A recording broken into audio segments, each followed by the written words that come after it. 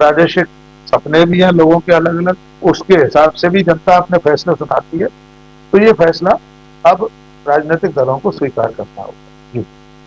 महाराष्ट्र में क्योंकि सरगर्मियां एक बार फिर तेज हो गई हैं और संजय राउत का इसी बीच बड़ा बयान आ गया है। उनका कहना है कि कुछ तो गड़बड़ है, ये जनता का फैसला नहीं हो सकता। तो यहां पर अब विपक्ष, जो अभी तक विपक्ष में है एमबीए, तो इनके तरफ से प्रतिक्रियाएं आना शुरू हो गई हैं, क्योंकि जो नतीजे हैं वो सर्वे रिपोर्ट से थोड़े अलग आते नजर आ रहे हैं। सर्वे रिपोर्ट्स में लगातार ये दावा किया जा रहा था कि महाराष्ट्र में एमबीए की सरकार बन रही है, जनता एमबीए के पक्ष में फैसला सुनाएगी। और यहां पर एक चीज जो अभी सही साबित होती दिख रही है वो ये कि शरद पवार की स्थिति अच्छी है। तो यहां पर एक चीज और देखने को मिली थी, लगातार चर्चाएं चल रही थी कि शरद पवार और अजीत पवार अपने अपने स्थितियों पर अच्छी मेहनत कर रहे हैं और हो सकता है नतीजे आने के बाद चाचा भतीजे एक हो जाएं और फिर कुछ गेम कर दें। ये सारी चीजें चल रही थी, लेकिन इस बीच तस्वीर यहां पर महाराष्ट्र में पलटती हुई दिखाई दे रही है और जो तस्वीर पलट रही है उसके चलते ही लगातार बयान आने शुरू हो गए हैं। और अब राउत का लगातार ये कहना है कि अब गद्दारों को कैसे स्वीकार कर सकते हैं, इस तरह की चीजें अब बयान आ रहे हैं। संजय राउत लगातार जो ईवीएम का मुद्दा उठाते रहे थे, लगातार आपको याद होगा जब हरियाणा चुनाव के नतीजे आए थे उसके बाद संजय राउत ने बाकायदा प्रेस कॉन्फ्रेंस करके कहा था कि जो हरियाणा में हुआ वो महाराष्ट्र में नहीं होने देंगे, और इन मुद्दों को लगातार संजय राउत ने उठाया। और अब जब नतीजे अभी आने नहीं है, अभी सिर्फ रुझान चल रहे हैं और रुझानों में जिस तरह से एनडीए आगे दिखाई दे रहा है, उसने एक बार फिर संजय राउत के बयान ने जोर पकड़ लिया। संजय राउत का लगातार कहना है कि जो ये नतीजे आ रहे हैं इसमें कुछ तो गड़बड़ है, मतलब एक बार फिर से गड़बड़ी की बातों ने जोर पकड़ लिया है। तो क्या लगता है आपको अमलेंदु जी, ये मुद्दे अब आगे और बढ़ेंगे क्या? अगर जो रुझान है ये नतीजों में तब्दील होंगे तो विपक्ष क्या एक्शन ले सकता है? देखिए, इसको तो हम लोग कल से चर्चा कर रहे थे कि राजीव कुमार के नाम पे कितनी सीटें छोड़ी जाए। तो हम लोगों का अंदाजा यह था कि भाई ठीक है, राजीव कुमार के नाम 5-10 सीटें छोड़ दी जाए, लेकिन यहाँ तो सीटें ज़्यादा छोड़नी पड़ रही है क्योंकि 10 लाख वोट अगर बढ़ गया है अंशता, हरियाणा में लगभग जो था वो 7% मत जो था वो बढ़ गया था, यानी एक कॉन्स्टिट्यूंसी में लगभग 15,000 वोट बढ़ा था। और 15,000 वोट बढ़ने के बाद जो वहाँ अधिकांश सीटें जिनको कहा जाए वो 50 से लेके और 5,000 के बीच में हार जीत का फैसला हुआ।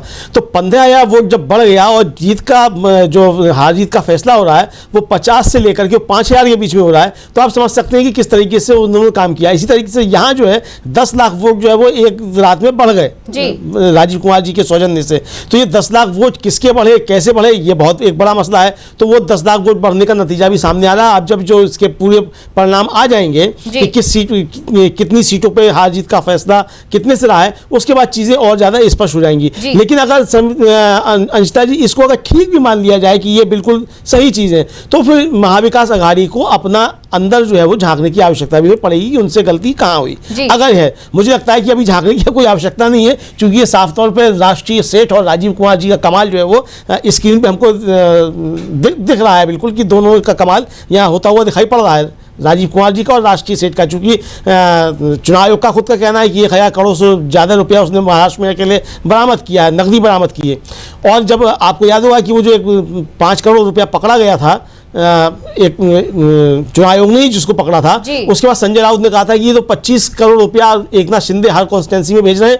15 करोड़ रुपया था जिसमें 10 करोड़ रुपया जाने दिया गया और 5 करोड़ रुपया जो है उसको बरामद दिखाया गया। इसी तरीके से विनोद तावड़े का जब मसला आया तो सूचना ही आई कि 5 करोड़ रुपया उनके पास पकड़ा गया है, लेकिन दिखाया गया जब वो आया चुनाव आयोग की तरफ से कि वो 9 लाख रुपया था। तो अगर 5 करोड़ रुपया की बात आती है, पकड़ा जा रहा है, वो 9 लाख रुपया दिखाया जा रहा है। संजय राउत का कहना है कि 15 करोड़ रुपया था, 10 करोड़ रुपया भेज दिया गया और 5 करोड़ रुपया जब दिखाया गया। तो 1,000 करोड़ रुपया अगर चुनाव आयोग ने पकड़ा है तो इसको अगर उसी तरीके से मल्टीप्लाई कर दिया जाए तो इसका मतलब कि कितना रुपया तो जो चला गया, जो चुनाव आयोग की नज़र से सामने से गया है, और जो नहीं गया है वो तो अलग की बात छोड़ दीजिए। तो ये सब कुछ यहाँ होता हुआ नज़र एक तरीके से आ रहा है। लेकिन कांग्रेस के जो नेता थे वो कल तक जिस तरह की बातें कर रहे थे अंशता, वो थोड़ा डिसअपॉइंटिंग थी। और ये बात सामने भी आई कि जिस तरीके से सीटों के बंटवारे को लेकर जो था आखिरी समय तक पेच फंसा रहा और आखिर में ये कहना पड़ा कि भाई ठीक है हम मिलकर लड़ेंगे, और लोगों पर कार्रवाई भी करनी पड़ी। अगर ये चीज़ें पहले सुलझ जाती तो बहुत कुछ चीज़ें ठीक ठाक हो सकती थी। इस पर थोड़ा काम करने की आवश्यकता होगी। बहरहाल हार जीत अपनी जगह है, चूंकि ऐसी चीज़ें झारखंड में भी थी। ऐसा नहीं है कि वहाँ भी सीटों का बंटवारा हो गया था और वहाँ तो कई सीटों पर फ्रेंजी फाइट भी थी, जबकि महाराष्ट्र में तो फ्रेंजी फाइट भी नहीं हुई। इसके बावजूद अगर वहाँ काम कर रहा है इंडिया गठबंधन अच्छे तरीके से और जस्ट डबल अगर एनडीए से दिखाई पड़ रहा है, तो इसका मतलब कि ये चीज़ें भी नहीं है। तो यहाँ महाराष्ट्र में साफ तौर से जो है अंश था, और हम लोग शुरू से कह रहे थे कि महाराष्ट्र को अपने हाथ से जाने देना बीजेपी बर्दाश्त नहीं कर सकती, चूंकि ये बीजेपी का मसला नहीं है, राष्ट्रीय सेठ का मसला है। धारावी में बहुत बड़ा एक तरह से कहा जाए कि स्टेक जो है राष्ट्रीय सेठ का लगा हुआ है, तो वो और उद्धव ठाकरे जिस तरीके से खुलकर कह रहे थे कि सरकार बनेगी तो हम ये प्रोजेक्ट वापस ले लेंगे, तो एक घबराहट थी कि बुलेट ट्रेन से लेकर और धारावी तक अगर ये सब वापस होने लग जाएगा तो राष्ट्रीय सेठ को अमेरिका में वैसे ही मुसीबत पड़ी हुई है, तो यहाँ और मुसीबतें हो जाएंगी। तो राष्ट्रीय सेठ महाराष्ट्र बीजेपी के हाथ से जाने देना गवारा नहीं कर सकता था। तो ये राष्ट्रीय सेठ की अगर मतलब इसको देखा जाए तो राष्ट्रीय सेठ की जीत है, बीजेपी को या उनके चाणक्य को उसमें खुश होने की कोई आवश्यकता नहीं है।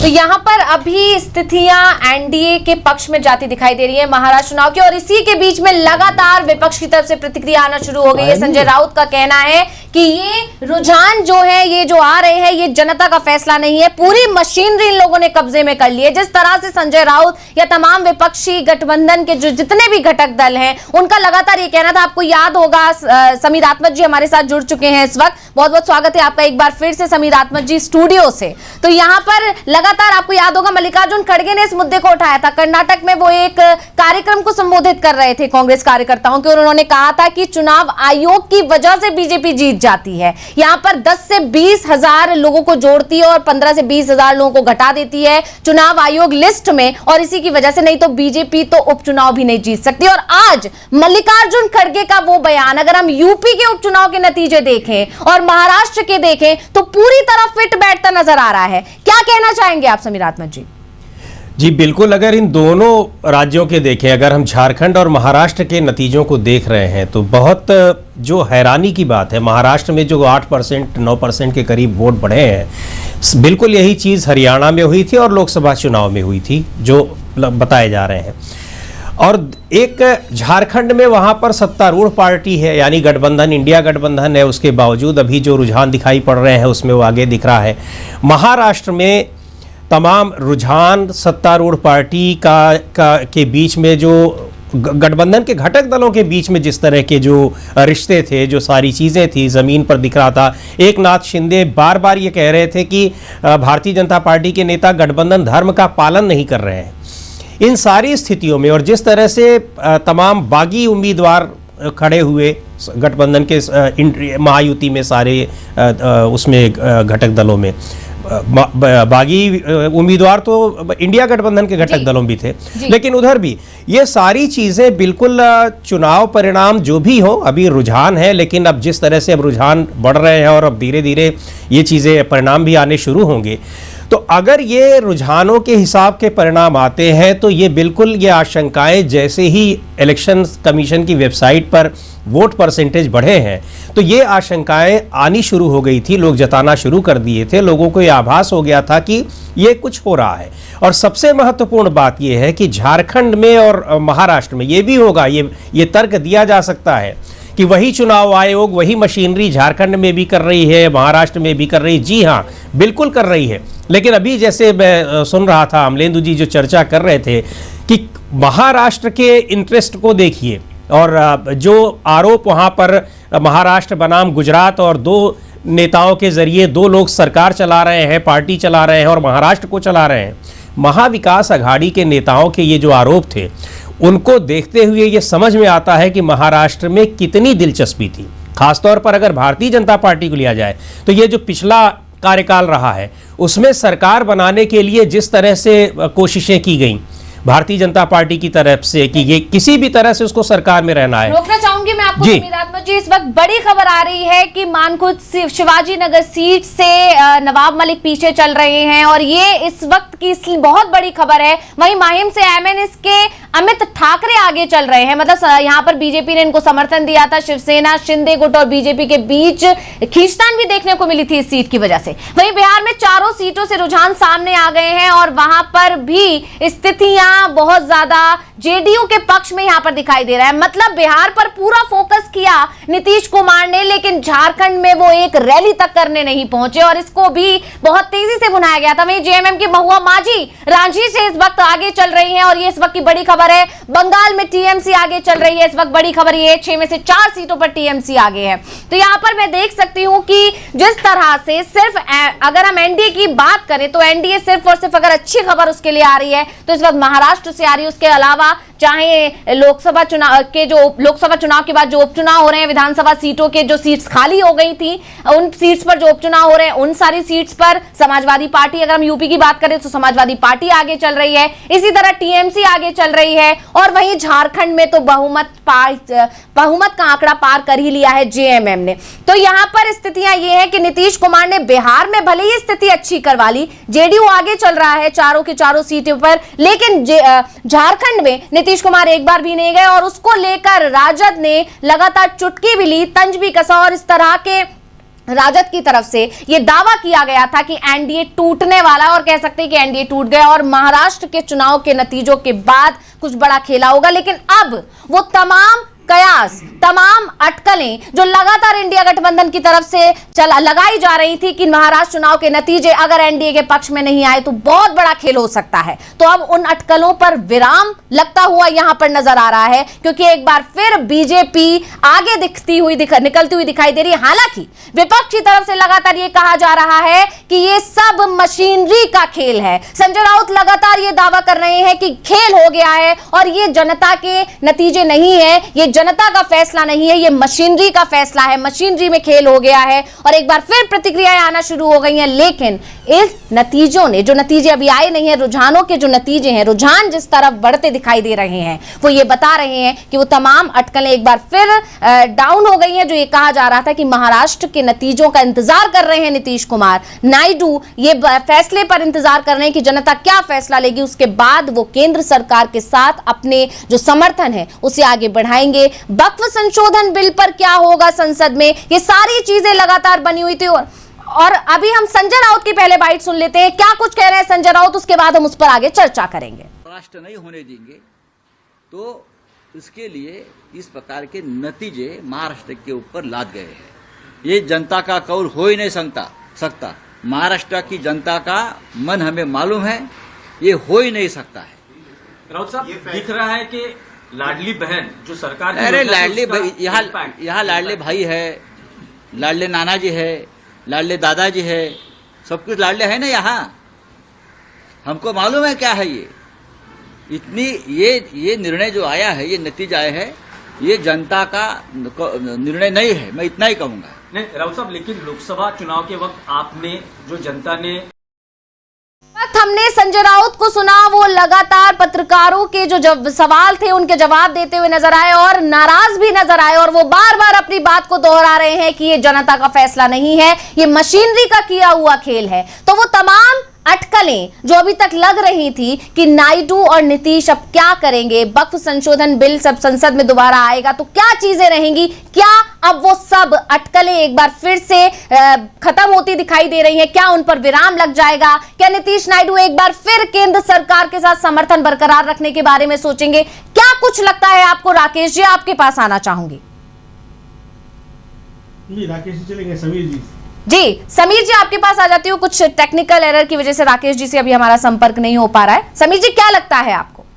जी, यही अभी जो बात हो रही थी कि इन सारी चीजों के बाद और मुद्दे भारतीय जनता पार्टी को अगर देखा जाए तो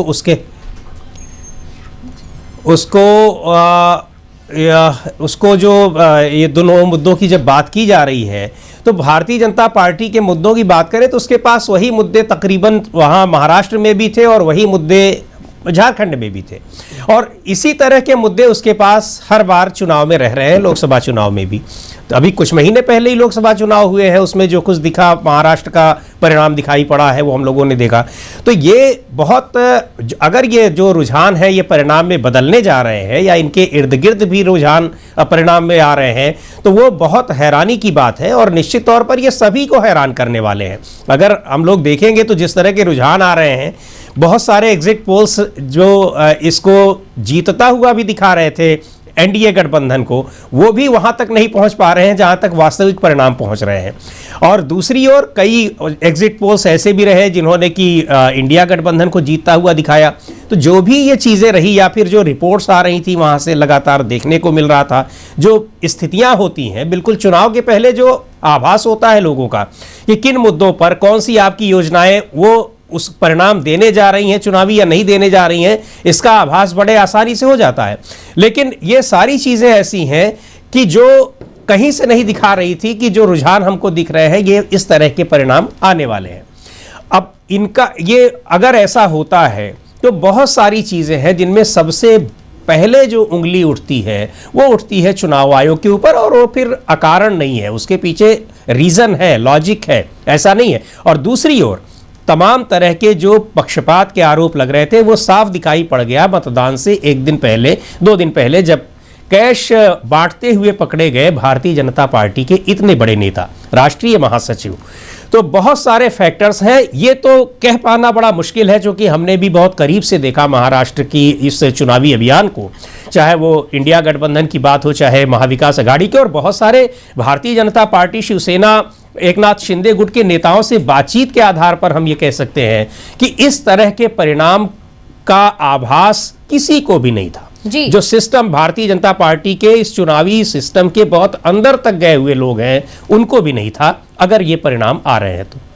जी बिल्कुल, बात बिल्कुल सही कह रहे हैं समीरात्मक जी कि ये जो परिणाम आ रहे हैं इसका अंदाजा किसी को भी नहीं था। तमाम सर्वे रिपोर्ट्स जो पिछले दिनों आए उनका यही दावा था कि एमबीए की सरकार बन रही है। यहां तक कि खुद देवेंद्र फडणवीस की तरफ से भी जो बयान आए थे उन्होंने कहा था कि जमीनी स्तर पर स्थितियां अच्छी नहीं है, सिर्फ सहयोगियों के सहारे ही कुछ हो सकता है। और यहां पर अभी जो नतीजे आ रहे हैं, वो जो रुझान इस वक्त हैं, वो ये बता रहे हैं कि खेल पूरी तरह पलट चुका है। और इसी वजह से संजय राउत लगातार नाराज होते दिखाई दिए। अभी जब हमने उनको सुना वो नाराजगी जाहिर की, उन्होंने कहा कि सब मशीनरी का खेल है। तो यहां पर स्थितियां पूरी तरह से पलट गई हैं। तो इसका जिम्मेदार किसे माना जाएगा? क्या कांग्रेस जो मुद्दे उठा रही थी वो जनता तक अच्छे से पहुंच नहीं पाए? उद्धव ठाकरे जो जनता पर उनका जादू नहीं चल पाया? उद्धव ठाकरे के साथ जो खेल हुआ, जो शिवसेना को तोड़ा गया, जिस तरह से बीजेपी ने सेंध लगाई, शिंदे ने उनके पीठ पे छुरा भोंका, क्या वो सारी चीजें जनता भूल गई? या अजीत पवार ने जिस तरह से अपने चाचा को धोखा दिया, क्या वो सब जनता को याद नहीं रहा? क्यों ये नतीजे एनडीए के पक्ष में जाते हुए नजर आ रहे हैं? क्या कुछ लगता है आपको अमलेंदु जी? देखिए अंशिता, यहाँ तो साफ तौर पर नजर ये आता है कि अगर ये ईमानदारी के साथ आ रहे हैं नतीजे जी, तो इसका मतलब फिर मुद्दों की बात करना बेकार है। फिर चूंकि फिर तो बचोगे तो कटोगे, वही कामयाब हुआ है, बाकी तो सब कुछ हुआ नहीं है। फिर तो यही कहा जा सकता है। और अगर ये बचोगे तो कटोगे वहाँ कामयाब हो गया तो यूपी में ये कामयाब क्यों नहीं हुआ? फिर अगर वो कामयाब हुआ है, और अगर ये बचोगे कामयाब हो गया तो योगी आदित्यनाथ की कुर्सी अब बरकरार रहेगी। फिर चाहे यूपी में कुछ भी हो जाए, फिर चूंकि योगी आदित्यनाथ कहेंगे कि मेरा नारा महाराष्ट्र में तो काम कर गया। बिल्कुल। तो ये अब बहुत सारी चीज़ें हैं। तो इसीलिए बाबा सवाल उठ रहे हैं कि क्या इसमें राजीव कुमार की कोई भूमिका है, इसको लेकर जो हो रहे हैं। और जो कह रहे हैं संजय राउत, यही कह रहे हैं कि ये सारी मशीनरी जो है वो हैक कर ली गई है, और किस तरीके से की गई है वो बहुत सारी चीज़ें आ चुकी थी। पैसे का इतना ज़बरदस्त खेल है। और जैसा मैंने पहले भी कहा कि महाराष्ट्र को अपने हाथ से जाने देना बीजेपी गवारा नहीं कर सकती थी किसी तरीके, किसी भी वजह से, चूंकि राष्ट्रीय सेठ की पूंजी में फंसी हुई थी। राष्ट्रीय सेठ अमेरिका में फंसे हुए, किसी भी समय अमेरिका उनको गिरफ्तार कर सकता है, यहाँ भी आ सकता है, चूंकि वो अंतर्राष्ट्रीय कानूनों की प्रक्रिया के तहत ही वहाँ जो है वो खोला गया, जो वारंट वो उसी के तहत खोला गया कि चूंकि इसके लिए अंतर्राष्ट्रीय प्रक्रिया पूरी करनी है, इसलिए वो वारंट खोला गया। यानी कि वो इंटरपोल को जाएगा वारंट, और इंटरपोल जो है उसके लिए रेड कॉर्नर नोटिस जारी करेगा राष्ट्रीय सेठ के लिए। ये अमेरिका में चल रहा है, तो गिरफ्तार तो होना होगा राष्ट्रीय सेठ को। मोदी जी नहीं बचा पाएंगे राष्ट्रीय सेठ को। तो ये चीज़ें जिस तरीके से बढ़ रही, तो इसलिए राष्ट्रीय सेठ का नुकसान होता हुआ बीजेपी वहाँ बर्दाश्त नहीं कर सकती थी। तो राष्ट्रीय सेठ ने भी वहाँ खुलकर जो है अपना काम किया है, और अच्छे तरीके से किया, ये साफ तौर पर समझ में आ रहा है। अब अगर ऐसी चीज़ें होंगी तो फिर कोई भी चुनाव कोई नहीं जीत सकता, सब कुछ राष्ट्रीय सेठ ही जीतेगा हर चुनाव, ये समझा जा सकता है फिर अंशिता जी। बिल्कुल। अब यहाँ पर जैसे आपने अभी बात की कि बटेंगे तो कटेंगे, महाराष्ट्र में तो कमाल दिखा गया लेकिन यूपी में नहीं दिखा पाया। इसी तरह झारखंड में भी कमाल नहीं दिखा पाया। घुसपैठियों के मुद्दे बहुत उठाए गए, बहुत ज्यादा ध्यान भटकाने की कोशिश की गई, घुसपैठियों पर ही पूरा फोकस किया बीजेपी की तरफ से। यहाँ तक कि नरेंद्र मोदी के बयानों में भी घुसपैठिए वर्ड का इस्तेमाल किया गया। अमित शाह ने बार बार इस मुद्दे को उठाया दिखाया और बहुत पूरी कोशिश थी कि किसी तरह से इस मुद्दे से ध्यान भटक जाए और यह दिखाने की कोशिश की जो हेमंत सोरेन या जेएमएम जो मुद्दों के साथ जनता के बीच आई है, मैया सम्मान योजना, ये चुराई हुई योजना है, तो ये सारी चीजें वहां कमाल नहीं दिखा पाई और इसीलिए जनता जो है जेएमएम को उन्होंने चुना है। एक बार फिर जो रुझान आ रहे हैं, सरकार जेएमएम की बनती हुई दिखाई दे रही है, बहुमत उन्होंने छू लिया है और अभी जो रुझान है, क्योंकि अब इतना समय हो चुका है कि इसमें कोई तब्दीली होती हुई अभी नजर नहीं आ रही है, तो हो सकता है सरकार बनेगी और जेएमएम को जिस तरह से जनता ने चुना है, या झारखंड में झारखंड मुक्ति मोर्चा, हेमंत सोरेन, कल्पना सोरेन, इन पर भरोसा जताया है और इधर दूसरी तरफ चंपई सोरेन ने जो धोखा दिया, वहां जनता को धोखा याद रहा। एक बड़ा सवाल यहां ये खड़ा होता है कि यहां जनता को धोखा याद रहा। चंपई सोरेन अभी थोड़ी देर पहले जो बात थी वो ये थी कि वो अपनी सीट से वो भी पीछे चल रहे हैं और उनके बेटे बाबूलाल सोरेन भी पीछे चल रहे हैं, तो यहां जनता को धोखा याद रहा। लेकिन महाराष्ट्र में आखिर क्या हुआ, ये बड़ा सवाल सोचने वाला है। इस पर चिंता हो, इस पर विचार होना चाहिए, इस पर मतलब मंथन भी होना चाहिए कि आखिर ऐसा क्यों हुआ है। इस पर ही चर्चा हम लगातार कर रहे हैं। समीरात्मक जी, एक बार फिर आपके पास आना चाहूंगी, क्या कुछ लगता है आपको कि झारखंड में ऐसा कि कुछ भी वहां पर इतने मुद्दे लेकर आई बीजेपी, हिंदू मुस्लिम कुछ भी नहीं चला, जहां पर मुद्दे थे आदिवासियों की नाराजगी वहां आ भी रही, मतलब जो चीजें सोचकर चल रहे थे, जो सर्वे रिपोर्ट्स आ रहे थे वो बिल्कुल ठीक है। वहां बार लगातार कहा जा रहा था कि आदिवासी नाराज हैं बीजेपी से और वो आदिवासियों की नाराजगी बरकरार रही। सारी चीजें जो झारखंड को लेकर लगातार राजनीति के विश्लेषक जो दावे कर रहे थे वो सही साबित हुए, तो महाराष्ट्र में क्या हुआ है? यही तो हैरानी की बात है। यही जिनको भी ये रुझान दिखाई पड़ रहे हैं और इस पर जो चर्चा हो रही है उनको सबको, वही अब थोड़ी देर पहले जो हमने कहा कि भारतीय जनता पार्टी के तमाम नेता जो इस पूरी चुनावी प्रक्रिया में बहुत अंदर तक शामिल है गहराई से, उनको भी ये आभास नहीं होगा कि वो जितनी सीटों पर चुनाव लड़ रहे हैं उन सब पर, लगभग सब पर जीत रहे हैं। 149 सीटें मिली थी भारतीय जनता पार्टी को इस गठबंधन में, महायुति में लड़ने के लिए। सबसे ज्यादा अपने गठबंधन में सबसे ज्यादा सीटों पर वो चुनाव लड़ी और 149 सीटें, जिनमें 100 अभी जो हमारी स्क्रीन पर आंकड़े दिख रहे हैं कि इस पर 125 पर वो अकेले भारतीय जनता पार्टी आगे चल रही है। इसका मतलब ये है कि ये लहर नहीं, बल्कि इसको कितनी सुनामी कह लीजिए, कितनी बड़ी लहर कह लीजिए, इस बात का आभास किसको रहा होगा? और क्या विनोद तावड़े को रहा होगा या किसको रहा होगा? या फिर हम संजय राउत के जो अभी मशीनरी की बात कर रहे थे, संजय राउत मशीनरी की बात अभी नहीं कर रहे कि जब वो चुनाव हारते दिख रहे हैं तब कर रहे हैं। संजय राउत ने चुनावी प्रक्रिया की शुरुआत में ही कहा था कि हर कॉन्स्टिट्यूएंसी, मुझे अच्छी तरह से याद है, अगर वो बाइट होगी तो उसको भी हम लोग चलवाएंगे, पुरानी होगी चलवाने की कोशिश करेंगे, कि हर एक कॉन्स्टिट्यूएंसी पर 50 करोड़ रुपए खर्च किए जा रहे हैं कैश में, जो कि मतदान से ठीक 1 दिन पहले 2 दिन पहले वो कैमरे के सामने दिखाई पड़ गया। बिल्कुल, तो ये सारी चीजें ऐसी हैं कि जो पूरी चुनावी प्रक्रिया पर सवाल उठा रही हैं, क्योंकि जीतना, बहुमत पाना, वो सारी अपनी जगह है। कि आपको एक बात और ध्यान दिलाए कि एकनाथ शिंदे जिस तरह के आरोप लगा रहे थे, एनसीपी के अजीत पवार का तो लग रहा था कि वो गठबंधन से हट ही सकते हैं, चुनाव से पहले भी हटने की कोशिश में थे और बाद में तो ये तय माना जा रहा था, क्योंकि जिस तरह से ये आरोप थे कि भारतीय जनता पार्टी उनको दबाने की कोशिश कर रही है। एकनाथ शिंदे की पार्टी से भी कई ऐसे नेता हैं जो भारतीय जनता पार्टी के हैं, चुनाव इनकी पार्टी से लड़ रहे हैं, और अजीत पवार के साथ भी ऐसा, उनकी पार्टी में भी। तो भारतीय जनता पार्टी की पूरी कोशिश थी कि वो सबसे ज्यादा सीट पाए, सबसे ज्यादा सीट जीते, और कहीं ऐसा ना लगे कि अब तो इस तरह से लग रहा है कि जैसे वो अकेले ही पूरे बहुमत पाने की स्थिति में है। हालांकि वो केवल 149 सीटों पर ही चुनाव लड़ी है, लेकिन जिस तरह से लग रहा है ये तो रुझान अभी 10-20 सीटों पे और अगर आगे बढ़ गया तो एक तरह से वो अकेले दम पर ही सरकार बनाने की स्थिति में आ जाएगी। तो जो आशंकाएं थी कि इन दोनों क्षेत्रीय पार्टियों का भविष्य दांव पर है, उसमें कोई बहुत अचरज की बात नहीं है। हालांकि सीटें वो लोग भी जीत रहे हैं, लेकिन भारतीय जनता पार्टी का स्ट्राइक रेट जो दिख रहा है वो बहुत हैरान कर देने वाला है।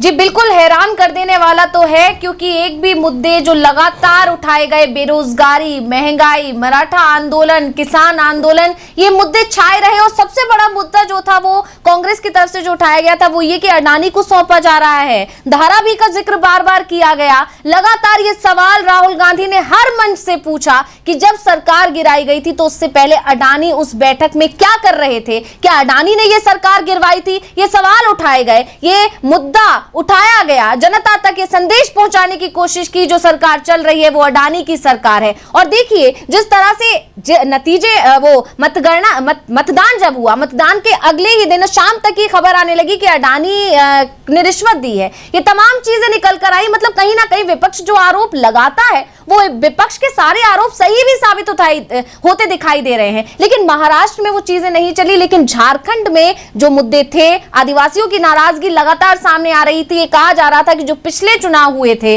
उसमें जब आदिवासियों ने बीजेपी को चुना था तो उन्होंने आदिवासी को सीएम नहीं बनाया था, इससे नाराजगी थी। और ये नाराजगी आदिवासियों के लोकसभा चुनाव में भी दिखाई दी। लोकसभा चुनाव में आदिवासियों जनता ने उनको नहीं चुना। जो सीट्स थी आदिवासी की, जो आरक्षित सीटें हैं, उस पर बीजेपी को हार का सामना करना पड़ा। इसी तरह हम अगर यूपी के उपचुनाव की बात कर लें तो लोकसभा चुनाव में जिस तरह के परिणाम रहे थे वो ही चीज 9 सीटों पर जो भी उपचुनाव चल रहे हैं उसमें भी दिखाई दे रही है। लेकिन महाराष्ट्र में निराशा हाथ लग रही है। महाराष्ट्र में सब कुछ बदला हुआ दिखाई दे रहा है। तो जो नोट के जो वीडियोज आए, जो विनोद तावड़े के जो वीडियोज आए, वो सब क्या कमाल, ये क्या रहा, मतलब पैसे जो बटे वो क्या रहा, ये सारी चीजें कैसे हवा हो गई हैं और कैसे जो नतीजे आ रहे हैं वो अलग नजर आ रहे हैं, ये सवाल इस वक्त उठ रहे हैं। और झारखंड ने जो खुशी दी है, झारखंड में जिस तरह से जेएमएम के समर्थकों में खुशी दिखाई दे रही है, जेएमएम और कल्पना सोरेन की जो मेहनत है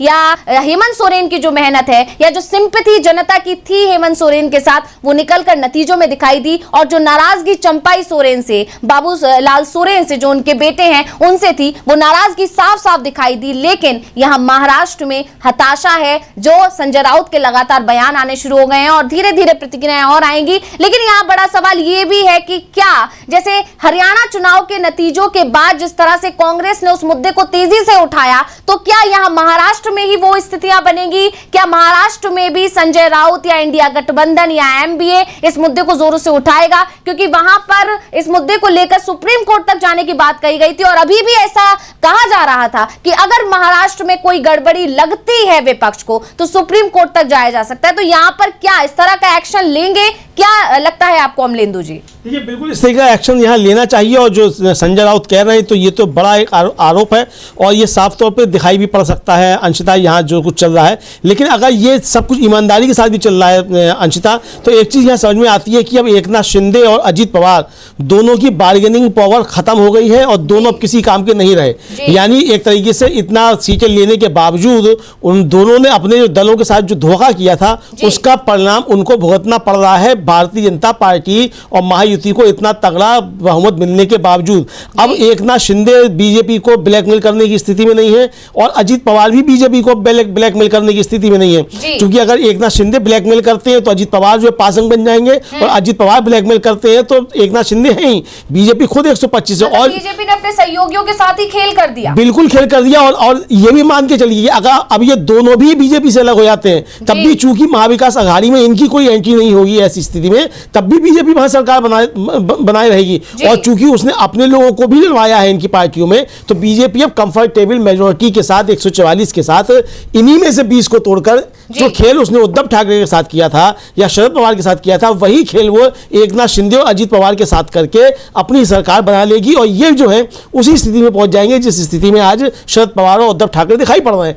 तो असली खेल तो बीजेपी ने जो किया है वो एकनाथ शिंदे और अजित पवार के साथ किया है। महाविकास अघाड़ी तो जैसा था वैसा है ही, वो तो ठीक है अपने करेगा, लेकिन असली खेल जो हुआ है वो एकनाथ शिंदे और अजित पवार के साथ हुआ है और ये खेल बीजेपी ने किया है। बिल्कुल, कांग्रेस प्रभारी का बयान भी मुझे इस वक्त याद आ गया। उन्होंने कहा था कि बीजेपी अपनों के साथ ही खेल कर रही है। जो क्षेत्रीय पार्टियां हैं, जो शिंदे गुट हैं या अजित पवार गुट हैं, उन्हें पता ही नहीं चल रहा है कि बीजेपी धीरे धीरे उन्हें ही कमजोर कर रही है। और वो बयान आज सही साबित होता हुआ नजर आ रहा है। बिल्कुल आपने सही कहा कि शिंदे ये सोचकर चल रहे थे कि बार्गेनिंग पावर उनके पास रहेगी, अजीत सोचकर चल रहे थे बार्गेनिंग पावर उनके पास रहेगी और सीएम फेस को लेकर वो किंग मेकर की भूमिका में आ जाएंगे, सीएम फेस का दावा ठोकेंगे और बीजेपी मजबूर होगी उन्हें सीएम बनाने के लिए। लेकिन यहां पर स्थितियां बिल्कुल उलट नजर आ रही हैं। यहां पर तो अब इनको अगर अपनी राजनीति नीति चलानी है या इनको अगर सरकार में बने रहना है तो इन्हें एक बार फिर बीजेपी के आगे ही घुटने टेकने पड़ेंगे। मतलब जेपी नड्डा ने जो बात पटना में खड़े होकर कही थी कि धीरे धीरे क्षेत्रीय दल खत्म हो जाएंगे, वो चीज एक बार फिर यहां होती दिखाई दे रही है कि बीजेपी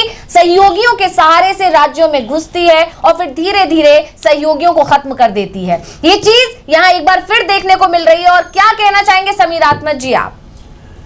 निश्चित तौर पर ये तो तय था, हालांकि मुख्यमंत्री का चेहरा घोषित नहीं किया गया था। ये अलग बात है कि एक प्रेस कॉन्फ्रेंस में देवेंद्र फडणवीस ने कह दिया था कि ये हमारे मुख्यमंत्री हैं, लेकिन बार बार ये हुआ कि, और जब भारतीय जनता पार्टी 149 सीटों पर लड़ी, उसमें सीटों की शेयरिंग हुई, तो ये तय हो गया कि ज़्यादा सीटें अगर आएंगी, सरकार बनाने की स्थिति में महायुति रहेगी, तो मुख्यमंत्री एकनाथ शिंदे नहीं बनेंगे। उनको भी इस बात का आभास था और इस बात का अजीत पवार के साथ तो कोई मतलब दुविधा थी ही नहीं। हालांकि अभी आपने देखा कि जैसे ही मतदान के बाद उनके नाम के पोस्टर लगने लगे महाराष्ट्र में कि हमारे मुख्यमंत्री अजीत पवार होंगे, लेकिन इस तरह कोई आशंका नहीं थी, केवल एकनाथ शिंदे को थी। पर जब सीट शेयरिंग का मामला जब फाइनल हुआ है, उसके बाद से कहीं से कोई दुविधा रही नहीं होगी। और ये बात जानते हुए सीट शेयरिंग हुई थी कि भारतीय जनता पार्टी ज़्यादा सीटें जीतने पर इनको नहीं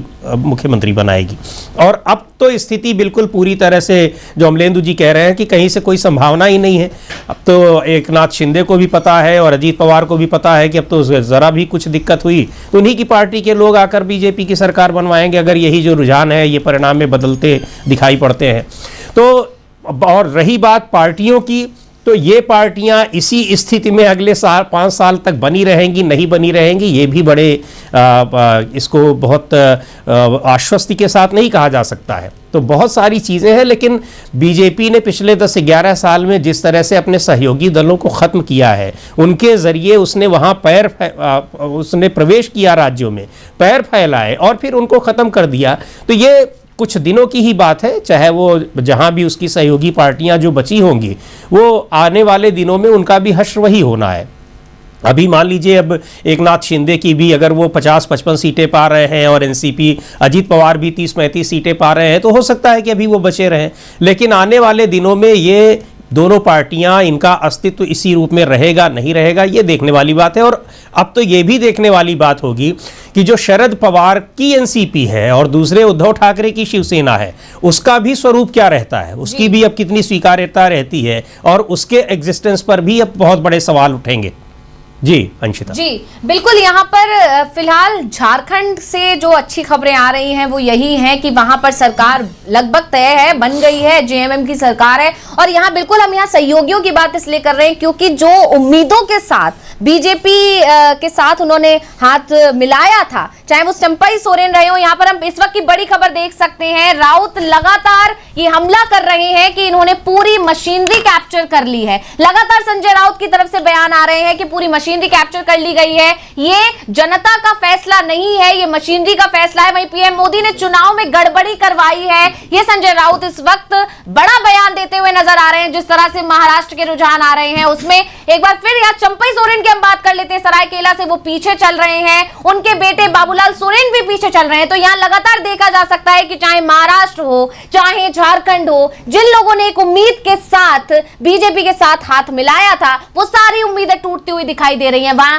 सहयोगियों को झटका लगा है या चंपाई सोरेन का नुकसान, चंपाई सोरेन को तो हुआ ही बीजेपी से हाथ मिलाने का, उनसे हाथ मिलवाने के नुकसान या बीजेपी को भी उठाना पड़ गया है। तो यहां पर स्थितियां दिखाई दे रही हैं कि मानकोट से नवाब मलिक पीछे चल रहे हैं।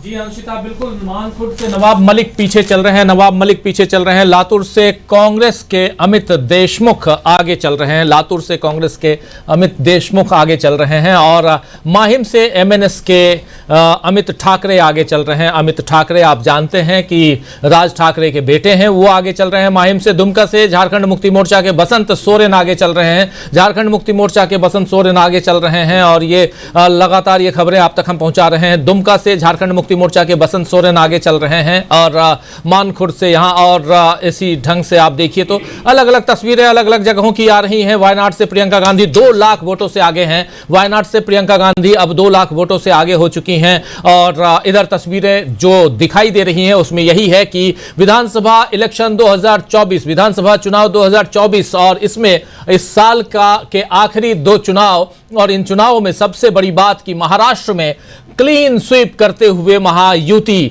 यहां पर दिखाई दे रहा है। ये गठबंधन महाराष्ट्र में महायुति 218 सीटों पर 218 सीटों पर और इधर महाविकास आघाड़ी मात्र 50 सीटों पर, इंडिया गठबंधन या महाविकास आघाड़ी कहें मात्र 50 सीटों पर यहां सिमट कर रह गया है ये गठबंधन। और दूसरी तरफ झारखंड में 81 सीटों वाली जो विधानसभा है उसमें इंडिया गठबंधन 49 सीटों पर और एनडीए 27 सीटों पर यहां आगे दिखाई दे रहा है इंडिया गठबंधन, यानी झारखंड में इंडिया गठबंधन सरकार बनाते हुए। लेकिन कल्पना सोरेन पीछे चल रही हैं। 3 राउंड की काउंटिंग हो चुकी है, कल्पना सोरेन पीछे चल रही हैं। लगभग 4500 वोटों से कल्पना सोरेन पीछे चल रही हैं और चुनाव आयोग के आंकड़ों में झारखंड में इंडिया की सरकार, रुझानों में चुनाव आयोग के आंकड़ों के आधार पर रुझानों में। और दूसरी तरफ आप मानखुर्द से समाजवादी पार्टी के अबू आजमी आगे चल रहे हैं। मानखुर्द आप जानते हैं कि यहां से नवाब मलिक भी खड़े हैं और नवाब मलिक पीछे चल रहे हैं। मानखुर्द से नवाब मलिक पीछे चल रहे हैं, लातूर से कांग्रेस के प्रत्याशी आगे चल रहे हैं। लगातार ये खबरें बारामती से और लातूर से कांग्रेस के अमित देशमुख आगे चल रहे हैं, माहिम से एमएनएस के अमित ठाकरे आगे चल रहे हैं, झारखंड और माहिम से एमएनएस के अमित ठाकरे आगे चल रहे हैं, दुमका से झारखंड मुक्ति मोर्चा के बसंत सोरेन आगे चल रहे हैं। ये तमाम तस्वीरें, लेकिन इसके साथ साथ महाराष्ट्र 218 सीटें, 218 सीटों के साथ बम्पर कहें तो एक बम्पर कमबैक अपनी सीटों पर। इधर कांग्रेस नेता ने कहा है कि जब तक ईवीएम है चुनाव के परिणाम जो हैं वो सही नहीं आएंगे। ईवीएम की बात, ये जनादेश जनता का निर्णय नहीं हो सकता। संजय राउत का बयान है, संजय राउत ईवीएम पर बात कर रहे हैं, उधर उदित राज ईवीएम पर बात कर रहे हैं। लोग गद्दारों को कैसे स्वीकार कर सकते हैं, संजय राउत कह रहे हैं। झारखंड में तस्वीर अलग है, लेकिन महाराष्ट्र की तस्वीर बिल्कुल चौंकाने वाली, इन्होंने पूरी मशीनरी कैप्चर कर ली है, राउत कह रहे हैं। संजय राउत ने अभी से थोड़ी देर पहले प्रेस कॉन्फ्रेंस की थी और पीएम मोदी ने चुनाव में गड़बड़ी की है, संजय राउत कह रहे हैं। लेकिन सबसे बड़ी बात कि जब चुनाव के रिजल्ट आपके हिसाब से नहीं आते हैं तभी आप ये बात करते हैं और उसके बाद आप फिर सो जाते हैं और हम जैसे पत्रकार इस पर बात करते रहते हैं। जरूरत यही है कि आपको भी, यानी संजय राउत हो या उदित राज हो, इन लोगों को भी आगे आकर और ईवीएम में अगर कोई धांधली है, घोटाला है, चुनाव में कोई गड़बड़ी है, चुनाव के पूरे प्रोसेस में कोई गड़बड़ी है, तो इस पे बात होनी चाहिए। हमारे साथ 2 साथी जुड़े हुए हैं, समीरात्मज मिश्र और अमलेंदु उपाध्याय जी।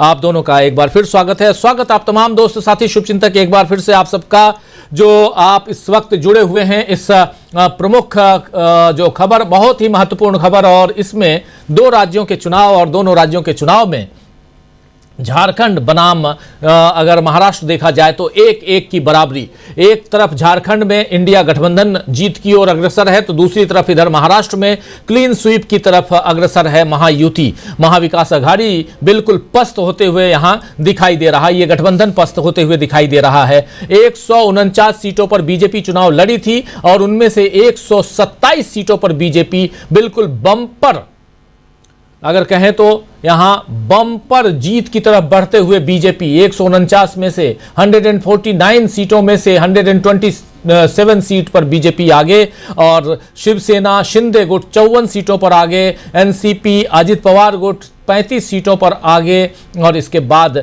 शिवसेना उद्धव ठाकरे गुट 18, एनसीपी शरद पवार गुट 13 और कांग्रेस पार्टी मात्र 20।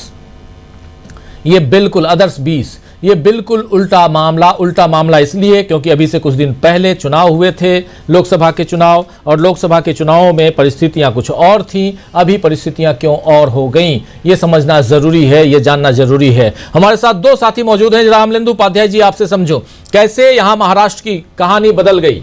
देखिए समीर जी, अब जो आरोप लग रहे हैं और जो चीज़ें देखने को आ रही हैं, हम लोगों ने कल भी चर्चा की थी कि इसमें राजीव कुमार जी का महत्वपूर्ण भूमिका दिखाई पड़ती है और राष्ट्रीय सेठ की महत्वपूर्ण भूमिका दिखाई पड़ती है। इतनी थंपिंग मेजॉरिटी के साथ राजीव जी अगर वहाँ सरकार बन रही है तो इसमें निश्चित तौर पर इन दो लोगों की भूमिका को नज़रअंदाज नहीं किया जा सकता। और भारतीय जनता पार्टी अगर वास्तव में कृतज्ञ नहीं है तो इन दोनों के प्रति अपनी कृतज्ञता उसको अर्पित करनी चाहिए, राष्ट्रीय सेठ के प्रति और राजीव कुमार जी के प्रति, दोनों के प्रति करनी चाहिए। आप देखिए 10 लाख वोट जो बढ़ जाते हैं और 10 लाख वोटों का राजीव जी रिफ्लेक्शन जो है वो चुनाव परिणाम में साफ तौर पर दिखाई पड़ रहा है कि 10 लाख वोट किस तरीके से बढ़ गए। जिस तरीके से हरियाणा में 6 से 7% के बीच वोट बढ़े थे उसका रिफ्लेक्शन हरियाणा में दिखाई पड़ा। और यही लगातार चर्चा हो रही थी कि क्या महाराष्ट्र में भी हरियाणा होगा। और जब प्रधानमंत्री नरेंद्र मोदी विदेश चल दिए महाराष्ट्र चुनाव को छोड़कर और अमित शाह भी आखिरी समय में अपनी 4 सभाएं निरस्त करके वापस दिल्ली आ गए थे, उसी समय ये कहा जाने लगा था और अपने एक दर्शक ने कमेंट भी किया था राजीव जी आपकी न्यूज़ पॉइंट कार्यक्रम में ही कि नरेंद्र मोदी जो है चुनाव आयोग पर चुनाव छोड़कर विदेश यात्रा पर निकल गए हैं। तो वो चीज़ें यहाँ पर कुछ ना कुछ हो सकता है दिखाई पड़ती हो। लेकिन यहाँ जो एक और महत्वपूर्ण बात राजीव जी अब देखना है, अगर ये जो रुझान चल रहे हो ये परिणाम में बदलते हो, मुझे लगता है ये बदलेंगे ही अब, चूंकि जिस तरीके की चीज़ें सामने आ चुकी हैं उसके। आप यहाँ देखिए बीजेपी 127 सीटों पर है राजीव जी, 144 पे बहुमत साबित होता है। एकनाथ शिंदे की पार्टी 54 पे है और एनसीपी अजित पवार की 35 पे है। यानी राजीव जी अब दोनों ही लोग जो है वो कोई ब्लैकमेलिंग करने की स्थिति में बीजेपी की नहीं है। अभी तक जो था कि इनको किस तरीके से करना है, अपनी पार्टी बचानी है, क्या करना है, अब बीजेपी इनके साथ वही करेगी जो उसने उद्धव ठाकरे और शरद पवार के साथ किया था। पहले ही उसने अपने लोग इन पार्टियों के टिकट पर लड़वाए थे और ये कुछ अगर करेंगे चूचपड़ तो इनके साथ वही काम बीजेपी करेगी। एकनाथ शिंदे को भी दर्शक दीर्घा में बैठना होगा और अजित पवार को भी अब दर्शक दीर्घा में बैठना होगा। यानी कि जो उद्धव ठाकरे लगातार गद्दारों को सबक सिखाने की बात कह रहे थे राजीव जी, इस बहुमत के बावजूद गद्दारों को जनता ने सबक एक तरीके से सिखा दिया कि आप जो है वो दर्शक दीर्घा में ही बैठे रहेंगे। इतना बहुमत लाने के बाद भी आप ब्लैकमेलिंग की स्थिति में नहीं है, आप सरकार को दबाने की स्थिति में नहीं है। बीजेपी वहाँ जिसको चाहेगी वहाँ मुख्यमंत्री बनाएगी। अब ये सवाल भी पोस्टर जो कल तक लग रहे थे कि हमारा मुख्यमंत्री कौन, वो पोस्टर फटना शुरू हो गए होंगे राजीव जी अब। बिल्कुल आप सही कह रहे हैं, हमारा मुख्यमंत्री कौन, और इसके पोस्टर फटने शुरू हो गए होंगे। ये बात आप दिलचस्प कह रहे हैं। और जरा समीर जी आपके पास भी आना चाहता हूं, कैसे आप देखते हैं खासकर महाराष्ट्र के अगर नतीजों की तरफ बढ़ते हुए इन आंकड़ों को अगर आप देखें तो क्या कुछ दिखाई देता है आपको? राजीव जी, इन आंकड़ों को जो रुझान दिख रहे हैं और अगर नतीजों में तब्दील होते हैं, नतीजों में बिल्कुल ऐसे भले न हो लेकिन अब लग तो यही रहा है कि इसी तरह के नतीजे आने की उम्मीद है। तो मुझको तो ये लग रहा है कि महाराष्ट्र की जनता ने, जिसको कोई समझ नहीं पाया और उसके अंदर बहुत कुछ चल रहा था, सबसे ज़्यादा ये चल रहा था कि उसने जो लोकसभा चुनाव में बहुत बड़ी गलती की थी उसी का ये प्रायश्चित किया है उसने। जो जनादेश दिखाई पड़ रहा है कि भारतीय जनता पार्टी को उसने हराया था लोकसभा चुनाव में और शायद उसको इस बात का एहसास हुआ कि बहुत गलत कर दिया और जो मुद्दे लेकर फिर से विधानसभा में भारतीय जनता पार्टी आई और वहाँ चाहे जो मुद्दे उसके लोकसभा में थे वही कमोवेश विधानसभा में भी दिख रहे थे, चाहे बटोगे तो कटोगे, एक रहेंगे तो सेफ रहेंगे और इस तरह से जो धार्मिक ध्रुवीकरण की तमाम बातें होती है। तो इनको उसने फिर से ये पसंद किया और ये जनादेश दिया, अगर ये दिखाई पड़ रहा है जो रुझानों में। दूसरी ओर महाविकास अघाड़ी जो मुद्दे लेकर आई थी उसको महाराष्ट्र की जनता ने कतई पसंद नहीं किया। यानी जो मुद्दे क्या थे उसके, महाराष्ट्र बनाम विकास, वो बता रहे थे कि तमाम हजारों करोड़ रुपए की परियोजनाएं जिनसे लाखों लोगों को रोजगार मिलना था वो महाराष्ट्र से गुजरात भेज दी गई, उसको स्वीकार नहीं था। महाराष्ट्र की सरकार गुजरात से चल रही है, इसको उसने नकार दिया, ये आरोप उसको सही नहीं लगे। और तमाम जो मुद्दे चाहे किसानों के हों, चाहे नौजवानों के हों, चाहे वहाँ पर महंगाई बेरोजगारी के हों, मराठा आरक्षण का मुद्दा, ये सारे मुद्दे महाराष्ट्र की जनता ने उनको नकार दिया। उसको सिर्फ पसंद आए बटोगे तो कटोगे और एक रहेंगे तो सेफ रहेंगे। और साथ में जो ये लाडकी बहना योजना थी वो पसंद आया उनको, और क्योंकि नतीजों को देखकर तो यही लग रहा है। बिल्कुल आप सही कह रहे हैं, नतीजों को देखकर तो यही लग रहा है कि यहां परिस्थितियां कैसे बदल रही हैं और खासकर महाराष्ट्र के नतीजों को मानने के लिए विपक्ष तैयार नहीं है। और अभी आपने देख लिया संजय राउत का जो अगर बयान दोबारा हम दिखा सकते हैं, सुना सकते हैं तो जरूर स्क्रीन पर ले आइए। संजय राउत जो बात कह रहे हैं बहुत महत्वपूर्ण बात कर रहे हैं और यहां से एक दूसरी परिस्थितियों को, दूसरी प्रक्रिया को समझने की जरूरत है और वो है चुनाव और चुनाव आयोग, चुनाव आयुक्त राजीव कुमार। इन सब की बातों को भी समझने की जरूरत है। जरा संजय राउत के बयान को ले आइए और सुनते हैं क्या कह रहे थे अभी से थोड़ी देर पहले संजय राउत इन नतीजों को, इन रुझानों को देखकर। राष्ट्र नहीं होने देंगे तो इसके लिए इस प्रकार के नतीजे महाराष्ट्र के ऊपर लाद गए हैं। ये जनता का कौल हो ही नहीं सकता। महाराष्ट्र की जनता का मन हमें मालूम है, ये हो ही नहीं सकता है। राउत साहब, दिख रहा है कि लाडली बहन जो सरकार की अरे योजना है, लाडली उसका यहाँ लाडले भाई है, लाडले नाना जी है, लाडले दादाजी है, सब कुछ लाडले है ना यहाँ। हमको मालूम है क्या है ये। ये निर्णय जो आया है, ये नतीजा आया है, ये जनता का निर्णय नहीं है, मैं इतना ही कहूंगा। नहीं राउत साहब, लेकिन लोकसभा चुनाव के वक्त आपने जो जनता ने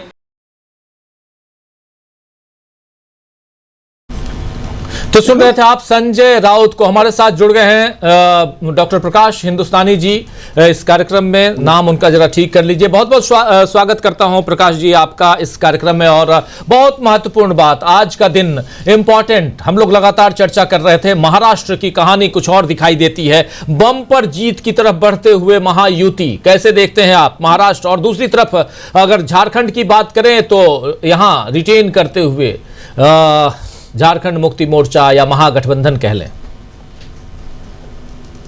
राजीव जी, मैं पहले ही कई बार कह चुका हूं कि महाराष्ट्र का चुनाव बीजेपी और कांग्रेस या एनडीए वर्सेस इंडिया नहीं है।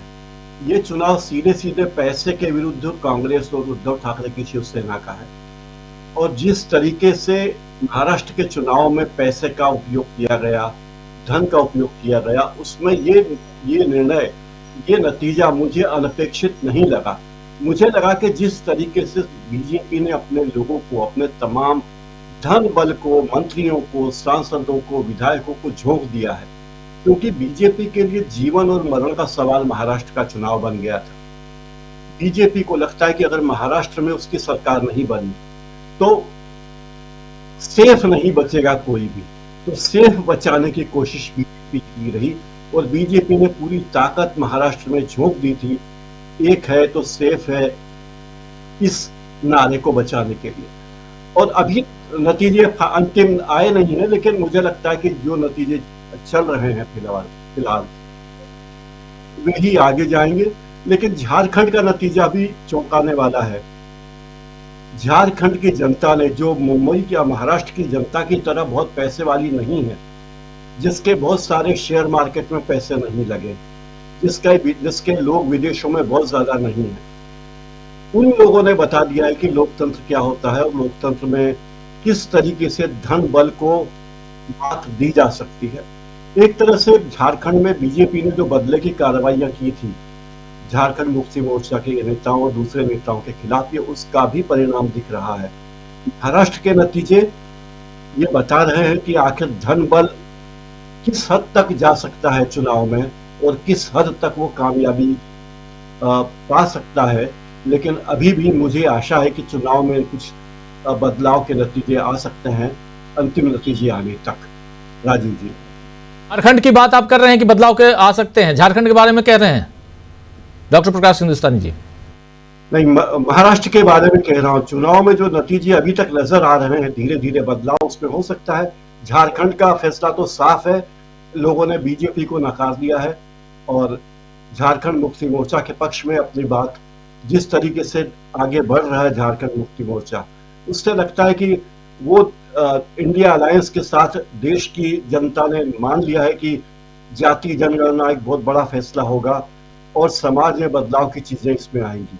राजीव जी, बिल्कुल बिल्कुल, समाज में एक बदलाव और उसमें भी खासकर झारखंड, जहां जाति जनगणना से लेकर संविधान का मसला, ये सारी चीजें और आदिवासियों के हितों की बात और इसके साथ साथ मैया सम्मान योजना, ये सब कुछ यहां दिखाई देता रहा। और इन योजनाओं, इन मुद्दों के आधार पर इंडिया गठबंधन और खासकर झारखंड मुक्ति मोर्चा ने इस चुनाव को लड़ा और यहां वो जीत की तरफ अग्रसर है। लेकिन दूसरी तरफ अगर देखें तो महाराष्ट्र की स्थिति क्या है? महाराष्ट्र में 216 सीटों पर, 216 सीटों पर महायुति जो है बहुत मजबूती के साथ 288 में से 287 सीटों के हमारे सामने रुझान हैं और उन रुझानों में 216 सीट 216 सीटों पर यहां महायुति आगे है, एनडीए आगे है और इंडिया 52 सीटों पर सिमट कर रह गया है इंडिया गठबंधन।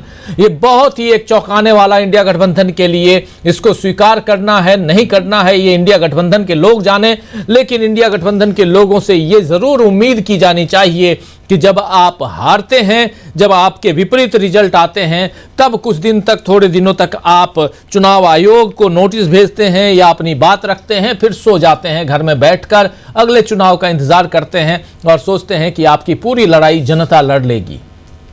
ऐसे नहीं होगा।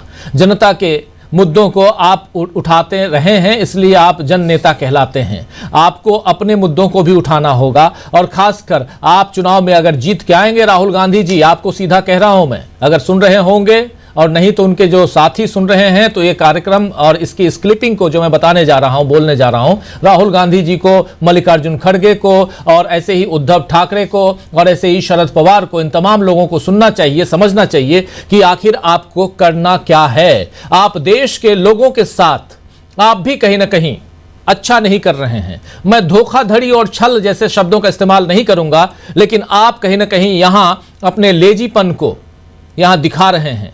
आप सुस्त हैं, आपको नहीं लगता कि यहां लड़ाई आपको लड़नी चाहिए, आपको लगता है कि जनता आपकी लड़ाई लड़ेगी, लेकिन ये लड़ाई जनता सिर्फ वोट देती है। जनता के इन वोटों को सुरक्षित रखवाने का काम राहुल गांधी जी आपका है। इस जनता के वोटों को सुरक्षित रखवाने का काम मल्लिकार्जुन खड़गे साहब ये आपका है। जनता के वोटों को सुरक्षित रखवाने का काम उद्धव ठाकरे जी, शरद पवार जी और तमाम विपक्षी दलों के नेताओं, ये आपका है। अखिलेश यादव जी, ये आपका है। ये काम हमारा या और लोगों का नहीं है, ये काम आप जन नेता इसलिए तो बने हैं। आप हम जैसे लोगों का के अगर नेता हैं तो ये बात आपसे उम्मीद की जाएगी। आप लोगों ने हरियाणा चुनाव के बाद कितनी लड़ाई लड़ी, आप बता दीजिए। आप बता दीजिए कि चिट्ठी के अलावा आपने क्या किया। जयराम रमेश की चिट्ठी आती है, राहुल गांधी और इधर पवन खेड़ा पत्रकार बन जाते हैं। भाई आप पत्रकार बनिए, शौक से बनिए, आपको शौक है खूब बनिए, लेकिन अपना जो ओरिजिनल काम है वो भी करिए ना। आप चैनल चलाइए, खूब अच्छे से चलाइए यूट्यूब चैनल, और खूब मिलियंस व्यूज लीजिए, उससे 2 पैसे की कमाई भी कीजिए, लेकिन कम से कम जन मुद्दों, जो जनता आपके ऊपर भरोसा करती है, वो भी तो कीजिए। आज ये जो महायुति और आज 214 सीटें जो महायुति को दिखाई दे रही हैं, ये तय मानिए आपकी गलती से है ये सब कुछ। संजय राउत जी आज भाषण देकर और आज आप जो कर रहे हैं प्रेस कॉन्फ्रेंस करके कुछ नहीं मिलने वाला। आप कहीं ना कहीं अपने ही लोगों के साथ, अपने समर्थकों के साथ छल कर रहे हैं संजय राउत जी। आप उस दिन कहां थे जब आपको पता था कि यहां धांधली हो रही है? आप उस दिन कहां थे संजय राउत जी जब आपको पता था कि कंटेनर्स में पैसे भर के गुजरात से आ रहे हैं? तब आप लोगों ने क्यों नहीं किया? और उस दिन आप कहां थे जब क्या है वो एक श्री ठाकुर ने पकड़ा थे, हाँ, वीरेंद्र तावड़े को पकड़ा गया, उस दिन आप कहां थे? ऐसे तमाम हैं, बहुत सारे सवाल उठेंगे। महाराष्ट्र आपने छोड़ दिया है, मैं ये कहूंगा। महाराष्ट्र को आपने अपने हाथों गवा दिया है महाविकास आघाड़ी के लोगों, उनके नेताओं। महाराष्ट्र आपके हाथ में आ सकता था, क्योंकि यहां गद्दार थे, यहां छीनी हुई सरकार थी, ये सारी बातें आप कहते थे। हम पत्रकारों से आप उम्मीद करें कि हम आपके लिए लड़ाई लड़ें, बिल्कुल संभव नहीं है। हम वही बताएं, हम पत्रकार हैं, हमारा काम है सूचनाओं का आदान प्रदान करना, सूचनाओं पर विश्लेषण करना। हमारा काम यह नहीं है कि हम आपके लिए संरक्षण दें। संरक्षण का काम हमारे लिए आप संरक्षक बन सकते हैं, हम आपके लिए संरक्षक नहीं बन सकते। हम उसके बदले सिर्फ और सिर्फ वोट देते हैं आपको। लेकिन आपने क्या किया? आप अपने काम से गद्दारी कर रहे हैं। गद्दार वो नहीं, गद्दार आप हैं, क्योंकि आप अपने काम से गद्दारी कर रहे हैं। आप वहां मेहनत नहीं कर रहे हैं राहुल गांधी जी, आप मेहनत नहीं कर रहे हैं संजय राउत जी या शरद पवार जी। आप लोग सिर्फ बड़ी बड़ी बातें करते हैं। आप लोगों को यह सुरक्षित करना होगा कि देश का लोकतंत्र आज गड्ढे में जा रहा है, और नहीं तो हाथ जोड़ करके स्वीकार कर लीजिए कि हां जो है जनता ने यही दिया है और हमने गलत कर दिया। अब फिर से मेहनत करेंगे जैसे कहते आए हैं। समीर जी।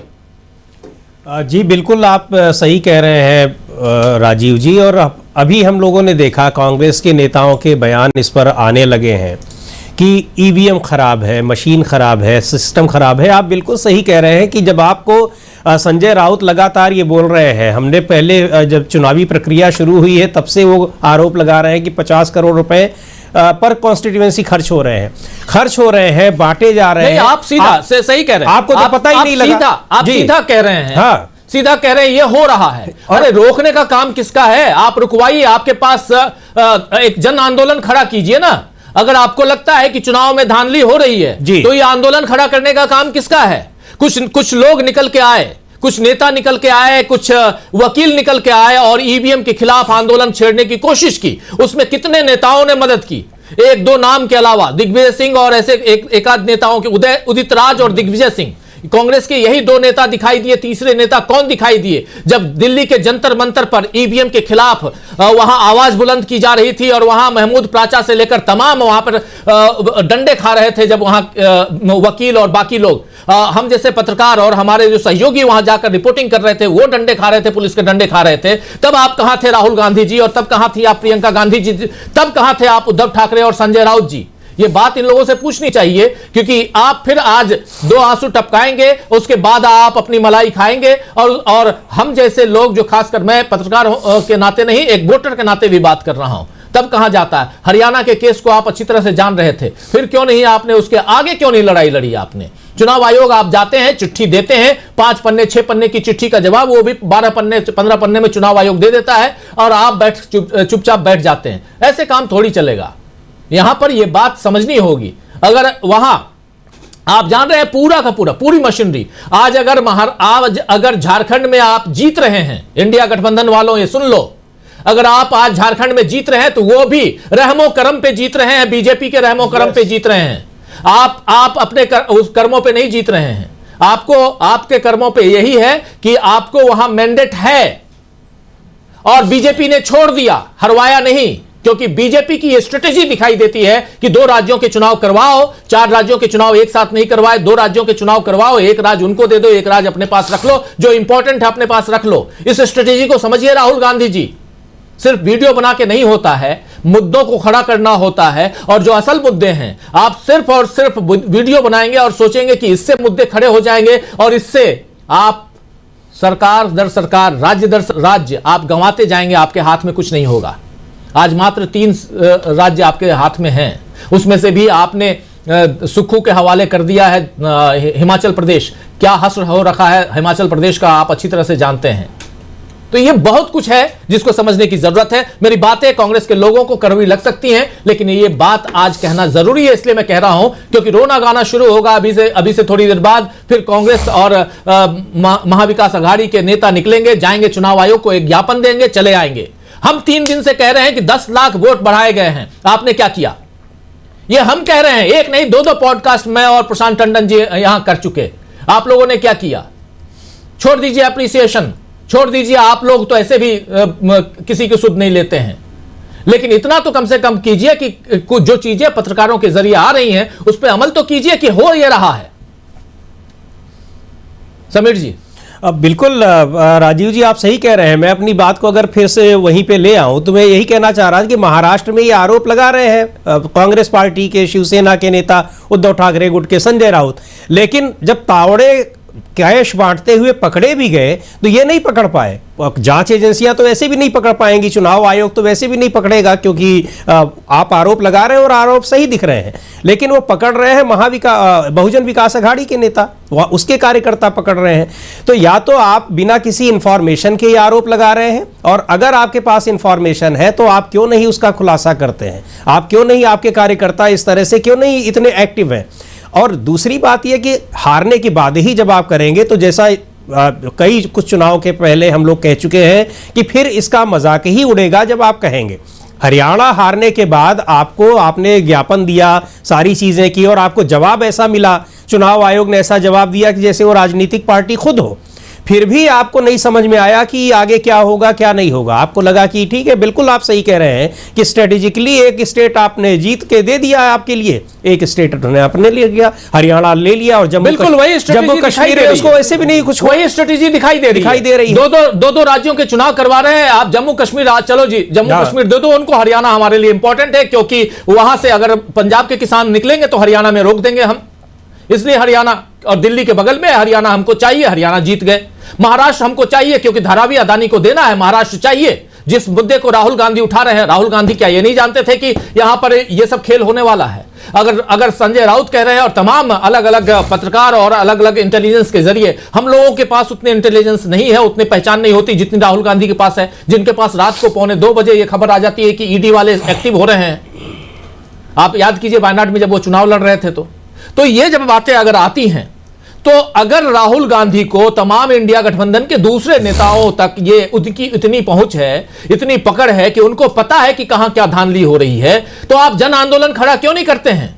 हम जैसे पत्रकार आपके साथ होंगे, आज भी कह रहा हूं, लिख के देता हूं। और हमारे तमाम साथियों में से मैं 99% हमारे जो दर्शक इस कार्यक्रम को देख रहे हैं वो कहेंगे, मैं 100% नहीं कह रहा हूं, 99% कहेंगे कि हां, स्वच्छ, निष्पक्ष, पारदर्शी चुनाव होना चाहिए। उसमें अगर दूध का दूध पानी के पानी हो, उसमें अगर हो जाता है कि हाँ ठीक है भाई 214 सीटें आ रही है महायुति को, तो बहुत बढ़िया, बल्ले बल्ले। अगर ऐसा ही है कि वहां की जनता ने, मैं तो देख के आया हूं अमलेंदु जी, हम तो सड़क पे घूम के आए हैं, लोगों का ये मैंडेट नहीं था, लोगों का ये मैंडेट नहीं था, हमारा एग्जिट पोल भी ये नहीं था, ये उल्टा था। लेकिन अगर ऐसा है, महाराष्ट्र की बात कर रहा हूं, तो उसके पीछे कहानी है, यह बात इंडिया गठबंधन को समझनी होगी कि आपके हाथ में लॉलीपॉप पकड़ाया जा रहा है आपको खुश करने के लिए। यह काम आपको करना होगा इंडिया गठबंधन वालों। इस देश के लोकतंत्र को अगर आप बचाना चाहते हैं, आप अपोजिशन में अगर मजबूत भूमिका नहीं निभाएंगे तो आप बर्बाद हो जाएंगे।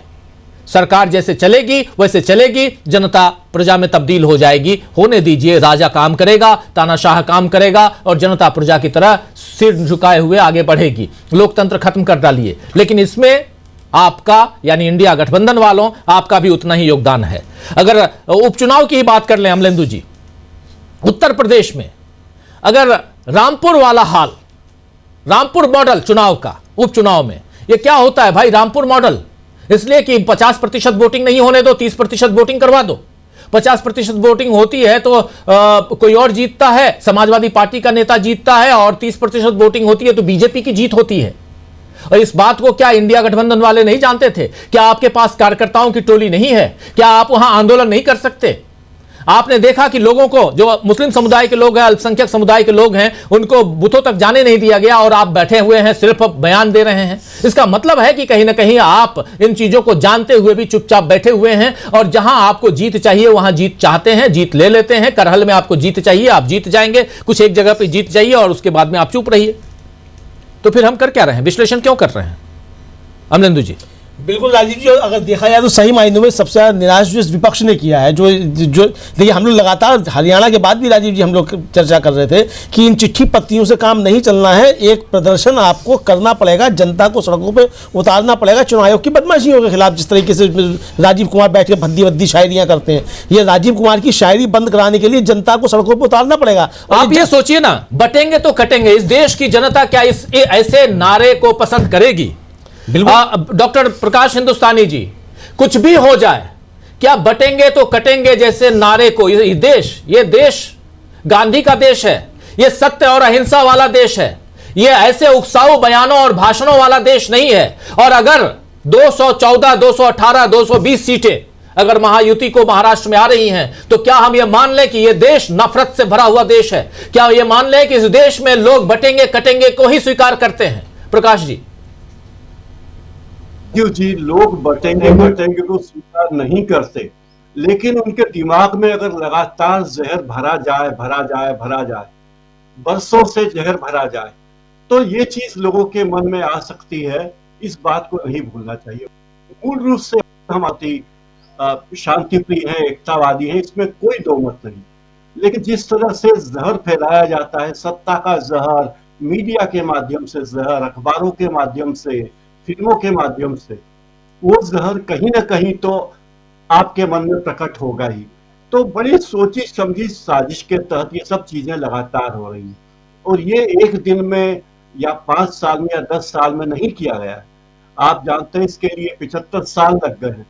75 साल से एक ही नफरत बोई जा रही है कि आप अलग हैं, आप अलग हैं, आप अलग हैं, आपको ये करना है, आप अलग है और वो अलग है, वो अलग है और आप अलग है। तो ये उसका नतीजा है। कांग्रेस के साथ मुश्किल ये हुई है कि कांग्रेस ने अपने संगठन को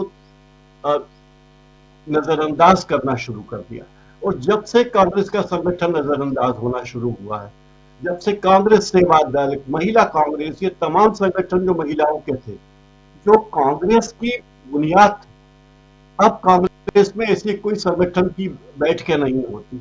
मैं जिस राज्य में हूं वहां मैं देखता हूं कि मध्य प्रदेश में कांग्रेस का सम्मेलन होता है और कई दिग्गज नेता, 20 से 25 दिग्गज नेता उस सम्मेलन में आते ही नहीं है। कांग्रेस के कार्यालय के पास व्यवस्था नहीं है, कहाँ कार्यक्रम किया जाए ये जगह उनके पास नहीं है। तो इन सब चीजों की तरफ देखना चाहिए। केवल चुनाव के वक्त सक्रिय होना ठीक बात, इससे अंजाम नहीं मिलने वाला। लगातार 5 साल सक्रिय रहना होगा, गांव में जाना होगा, महिलाओं में, युवाओं में, विद्यार्थियों में जाना होगा। और ये सब किए बिना अगर कांग्रेस सोचती कि हम सत्ता में आ जाएंगे, लोगों के भरोसे आ जाएंगे, क्योंकि लोग बीजेपी से नाराज है इसलिए हमें वोट दे देंगे, ये अपेक्षा ठीक नहीं है कांग्रेस की। और कांग्रेस की जो दिग्गज नेता है उन्हें संगठन पर जितना काम करना चाहिए, ब्लॉक लेवल पर आपका संगठन नहीं है, तहसील लेवल पे नहीं है, आपको उसकी जरूरत महसूस ही नहीं होती। आपको जितना हवाई कार्यक्रम आप करते हैं, आपको लगता है कि हम तो बड़े छाए हुए हैं, मीडिया में छाए हुए हैं, सोशल मीडिया पे हमारे चैनल में छाए हुए हैं, लेकिन जब तक आप लोगों से जुड़ेंगे नहीं, लोगों की समस्याओं को सामने लाकर नहीं बैठेंगे। और मूल बात है कि लोगों को यह लगना चाहिए कि कांग्रेस के लोग हमारे लोग हैं, वे हमारे दर्द को महसूस करते हैं। भले जाति जनगणना की बात करें या और भी मुद्दों की बात करें, ये मुद्दे अपनी जगह सही हैं, लेकिन लोगों को यह महसूस होना चाहिए कि कांग्रेस हमारी पार्टी है, कांग्रेस हमारी बात करती है, ये आम लोगों को महसूस होना चाहिए। तीसरी बात, संगठन को बनाए रखने के लिए जिस तरीके से कांग्रेस ने नैतिक मूल्यों को अपनाया, कांग्रेस की विफलता में एक कारण उसके नैतिक मूल्य है और नैतिक मूल्य के कारण अगर कांग्रेस पिछड़ी है तो कोई अफसोस की बात नहीं है। क्योंकि जिस बेशर्मी से बीजेपी की सरकारों ने चंदा इकट्ठा किया, जिस बेशर्मी से धन बल इकट्ठा किया और उसका दुरुपयोग किया, ये एक शर्मनाक पहलू है। तो कांग्रेस लोगों को जागरूक कर सकती कि देखिए ये आपका पैसा है। जो हवाई जहाज से आरएसएस के नेता घूम रहे हैं, जो 5 स्टार में पार्टियां कर रहे हैं, ये सब जनता के पैसे से हो रही है। जनता को ये बात पता होनी चाहिए कि उनके पैसे से जो नेता विलासिता कर रहे हैं, वो सारा पैसा अंततः उन्हीं की जेब से निकला हुआ है और वे आज वो उनके हाथ में कुछ भी नहीं है। वे एक महीने का राशन लेने के लिए या कुछ पैसे के लिए मजबूर है।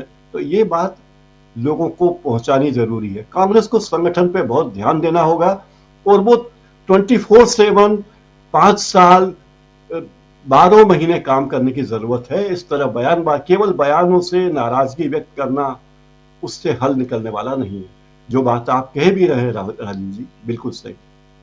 बिल्कुल आप सही कह रहे हैं डॉक्टर प्रकाश हिंदुस्तानी जी। यहां बयानबाजियों से काम नहीं चलने वाला और मेरा कहना है सिर्फ इतना ही कि कम से कम आप इस लोकतंत्र को सुरक्षित रखने और मजबूत रखने के लिए कीजिए। जब तक ईवीएम है चुनाव निष्पक्ष नहीं हो सकता, कांग्रेस नेता उदित राज का कहना है। जब तक ईवीएम है चुनाव निष्पक्ष नहीं हो सकता, कांग्रेस नेता उदित राज का कहना है। महायुति में सीएम को लेकर खींचतान शुरू हो चुकी है। इधर महाराष्ट्र महायुति जिसके खाते में इस वक्त 217 सीटें दिखाई दे रही हैं, शिवसेना शिंदे गुट के सांसद नरेश महेश का बयान है। नरेश महेश का बयान है, बड़ा बयान, और एकनाथ शिंदे ही बने सीएम। नरेश महेश का कहना है एकनाथ शिंदे को ही सीएम बनाने की बात हो रही है, लेकिन बीजेपी के पास 125 सीटें हैं। बीजेपी नेता प्रवीण दरेकर ने फडणवीस को सीएम बनाने की मांग की। सीएम को लेकर खींचतान शुरू, और ये बहुत बड़ी बात नहीं है अब चूंकि 217 सीटें बम्पर जीत, 144 सीटें चाहिए यहां सरकार बनाने के लिए, 145 सीटें चाहिए सरकार बनाने के लिए, और 217 सीटें ऑलरेडी महायुति के पास है। और दूसरी तरफ आप देखिए वायनाड से प्रियंका गांधी 2 लाख वोटों से आगे हैं, प्रियंका गांधी 2 लाख वोटों से आगे हैं। और तस्वीरें अलग अलग हम आप तक पहुंचा रहे हैं, बहुत महत्वपूर्ण तस्वीरें, और इसके जरिए ये समझने की कोशिश कि कौन आगे कौन पीछे, और ब्रेकिंग न्यूज में आप देख रहे हैं। और सब चीज यहां पर अलग अलग 288 में से 217 सीटें, और उसमें 149 सीटों पर कांग्रेस पार्टी बीजेपी चुनाव लड़ी थी, माफी चाहूंगा, बीजेपी चुनाव लड़ी थी 149 सीटों पर बीजेपी चुनाव लड़ी थी, जिसमें 125 सीट्स बीजेपी रुझानों में आगे है, 125 सीटों पर बीजेपी आगे है। शिवसेना शिंदे गुट को भी बम्पर यहां पर समर्थन मिला हुआ है। शिवसेना शिंदे गुट को 56 सीटें यहां आती हुई दिखाई दे रही हैं रुझानों के आधार पे। आपको बता दूं कि यहां रुझानों से पहले 149 सीटों पर जब ये बीजेपी चुनाव लड़ रही थी तो शायद बीजेपी ने ये सोचा होगा कि ज़्यादा से ज़्यादा सीटों पर चुनाव लड़ लो ताकि आने वाले समय में उसका बेनिफिट मिल जाए, और वो बेनिफिट दिखाई दे रहा है। 81 सीटों पर 81 सीटों पर शिवसेना शिंदे गुट ने चुनाव लड़ा और 56 सीटें आती हुई दिखाई दे रही हैं। एनसीपी 36 सीटें, एनसीपी अजित पवार गुट 36 सीट्स, जबकि इन्होंने चुनाव लड़ा 59 सीट्स पे 59 सीटों पर चुनाव लड़के 36 सीटों पे आगे। शानदार स्ट्राइक रेट तीनों का, चाहे बीजेपी हो, शिवसेना शिंदे गुट हो या एनसीपी हो, ये बात है। लेकिन ये जो रिजल्ट दिख रहा है, रिजल्ट के पीछे की कहानी क्या है, और इसमें आज अगर राउत कह रहे हैं कि ये रिजल्ट स्वीकार्य नहीं है, तो राउत साहब ने आज से लगभग 1.5 महीने पहले ये कहा था कि एक एरिया के 10-10 हजार जो वोटर्स हैं उनके वोट काट दिए गए हैं, और हम जाएंगे, हम आंदोलन करेंगे। वो आंदोलन कब हुआ, कहां हुआ, नहीं दिखाई दिया। तो इसलिए संजय राउत जी, राहुल गांधी जी और तमाम ऐसे नेताओं को ये समझना होगा कि आपको अगर पारदर्शिता यहां बनानी है, अगर तो उसमें मजबूती के साथ फाइट करना होगा। अमलेंदु जी। बिल्कुल राजीव जी, मजबूती के साथ फाइट करना पड़ेगा और गंभीरता के साथ चुनाव को लेना पड़ेगा, क्योंकि जब आपको मालूम है कि देखिए प्रतिनिधि मंडल जो था इसका महाविकास अघाड़ी का, वो चुनाव आयोग से जाकर मिला था और कहा था कि हर क्षेत्र में जो है 20 से 25 हज़ार वोट जो है बढ़ाए गए हैं, और वो गुजरात से लोगों के नाम लाकर जोड़े गए। ये आरोप था महाविकास अघाड़ी का, जाके उन्होंने दिया भी था अपना प्रत्यावेदन। लेकिन वो प्रत्यावेदन देने के बाद क्या हुआ? क्या आपने देखा कि वो 25,000 नाम कटे कि नहीं कटे? उसके लिए कोई आंदोलन हुआ या सिर्फ वो देकर काम चल गया? और राजीव जी, बीच चुनाव में ही एक खबर आई थी कि औरंगाबाद का एक निर्दलीय प्रत्याशी जो था वो पहुंचा था हाई कोर्ट, और ये उसने बताया कि उस एक क्षेत्र में 45,000 फर्जी वोट थे। एक आदमी राजीव जी 45,000 फर्जी वोट थे, और जब उसने चुनाव आयोग से शिकायत की तो चुनाव आयोग ने कहा कि आपको 45,000 फॉर्म 7 भरने पड़ेंगे ये नाम कटवाने के लिए। मामला बॉम्बे हाईकोर्ट पहुंचा। बॉम्बे हाईकोर्ट में चुनाव आयोग ने कहा कि चूंकि ये कानूनी प्रक्रिया है तो इनको भरने पड़ेंगे, और हाईकोर्ट ने मान लिया कि हाँ भाई ठीक है, आप ये चूंकि प्रक्रिया तो आपके भरने पड़ेंगे सर 45,000 आपको फॉर्म 7, लेकिन चुनाव आयोग से कहा कि आप पारदर्शी व्यवस्था कीजिए। चुनाव ने कहा कि हम इसकी पारदर्शी व्यवस्था करेंगे। यानी एक कॉन्स्टिट्यूंसी में राजीव जी अगर 45,000 फर्जी वोट पाए जा रहे हैं और वो मामला हाईकोर्ट तक पहुंच रहा है, और वहां चुनाव आयोग कह रहा है कि साहब ये ठीक है लेकिन ये फॉर्म 7 भरना पड़ेगा, और आप जो है जाके सिर्फ मेमोरेंडम दे करके आप खामोश बैठ जाते हैं, उसके बाद आप कुछ नहीं करते। फिर आप बताते हैं कि साहब वो चुनाव में हेराफेरी हो गई। भाई जब आपने मौका दिया हेराफेरी का तभी तो हेराफेरी हो रही है। अगर हरियाणा से आपने सबक लिया होता, लगातार आप बात कर रहे थे, कह रहे हरियाणा यहाँ नहीं होने देंगे, हो गया हरियाणा में। आप कह रहे थे हरियाणा नहीं होने देंगे, हो गया। और राजीव जी जो आप बात कर रहे थे बड़ी महत्वपूर्ण बात थी वो, कि भाई 2 राज्यों के चुनाव कराए, उसमें एक आपको दे दिया, एक ले लिया। अभी ये जम्मू कश्मीर में और हरियाणा में साथ साथ चुनाव कराया, हरियाणा ले लिया, जम्मू कश्मीर दे दिया। क्यों दे दिया जम्मू कश्मीर? क्योंकि सरकार तो वहाँ लेफ्टिनेंट गवर्नर को चलानी है, नाम मात्र की सरकार है। कानून में संशोधन करके इतनी शक्तियाँ लेफ्टिनेंट गवर्नर को दे दी हैं कि वहाँ का मुख्यमंत्री जो है वो एक उसकी मेयर से ज़्यादा हैसियत नहीं लगी है। और उसके बाद अब जिस तरीके से वहाँ आतंकी हमले हो रहे हैं तो ये बताया जाएगा ये कि उमर अब्दुल्ला नाकाम है। यहाँ आपको झारखंड दे दिया, यहाँ इसलिए दे दिया, मिलीजुली सरकार है, और जब गिरानी होगी सरकार फिर हेमंत सोरेन को जेल भेज देंगे। फिर सरकार गिरा देंगे, फिर कोई चंपई सोरेन पैदा कर लेंगे। तो अभी ये दे दिया और उसके बाद जब सरकार गिरा लेंगे तब फिर कहेंगे देखिए यहाँ तो हमने चाणक्य की नीति काम आ गई और यहाँ आपने महाराष्ट्र ले लिया। तो इस तरीके से जो है, तो अगर विपक्ष इस पर कायदे से काम नहीं करेगा। दूसरा जो अब राहुल गांधी ने सब 6 सभाएं तो की हैं अकेले वायनाड में और महाराष्ट्र में की है 5 सभाएं। तो आपकी प्राथमिकता समझी जा सकती है, तो वायनाड आपको मिल गया, खुश होइए, ताली बजाइए, क्या कर सकते हैं इसमें। बिल्कुल, बहुत इंपॉर्टेंट बात आप कह रहे हैं। वायनाड में 6 सभाएं कर रहे हैं और वहां पर टूरिज्म को भी प्रमोट करते हुए नजर आए। सब कुछ वो उन्होंने किया। सब कुछ कीजिए, आपके पास समय है, आप बिल्कुल, वो भी आपका ही क्षेत्र रहा है, आप सब कुछ कीजिए, उसमें कोई यहाँ हम उसके लिए नहीं कर रहे हैं कि आपने ऐसा क्यों किया, ऐसा क्यों नहीं किया। लेकिन ये बात जरूर कह रहे हैं कि आपको ज्यादा से ज्यादा समय देना चाहिए। आपको झारखंड में भी देना चाहिए था, जितना समय आपने दिया वो कम था, और आपको उससे ज्यादा, आप दोनों को समय देना चाहिए था महाराष्ट्र में। लेकिन उससे भी ज्यादा समय यह देना चाहिए था महाराष्ट्र में, देखना चाहिए था कि यहां खेल क्या हो रहा है। 101% अगर आप कह रहे हैं, संजय राउत जी कह रहे हैं कि खेला हुआ है, गड़बड़ियां हुई हैं, इन गड़बड़ियों को रोकने का काम किसका है? जन नेताओं का है। आंदोलन कीजिए। तमाम, आप कहते हैं ना कि मीडिया का पूरा धड़ा मीडिया गोदी मीडिया हो गया है। नहीं है हम गोदी मीडिया, गारंटी के साथ कह रहे हैं। आपकी हर चीजों को पहुंचाते हैं अपने दर्शकों के बीच, जनता के बीच, चाहे अखबार के जरिए हो या डिजिटल फॉर्म पे डीबी लाइव के जरिए हो, ये हम पहुंचाते हैं। आप कम से कम कीजिए। तो आपकी हर गतिविधियों को हम अगर पहुंचाते हैं तो थोड़ा इन गतिविधियों को बढ़ाइए। आप कम से कम एक मुश्त होकर, एकजुट होकर बाहर तो निकलिए। आप ये तो कीजिए, कुछ मत कीजिए। आप जाके राजीव कुमार के यहां धरना प्रदर्शन तो कीजिए। जन आंदोलन करना होगा सर, राहुल सर, अगर आप सुन रहे हो तो आपको जन आंदोलन करना होगा। आपको संविधान को बचाना है। अगर संविधान, न्याय, सम्मान, आप जो यात्राएं करते हैं, अगर वो करना है, जिस संविधान की बात करते हैं, जिस समय आपको यात्राएं करनी चाहिए थी महाराष्ट्र में, उस समय आप पवन खेड़ा के साथ वीडियो बना रहे थे, अच्छी बात थी, आप बनाइए। लेकिन उसके साथ साथ आपको वहां यह भी देखना होगा, आपको मतलब आपकी पार्टी को, चूंकि आप टॉप पोजीशन पे हैं इसलिए मैं आपको संबोधित करता हूं। मैं यहां अपने संस्थान में टॉप पोजीशन पे हूं तो मैं जवाबदेही नहीं लूंगा तो कौन लेगा?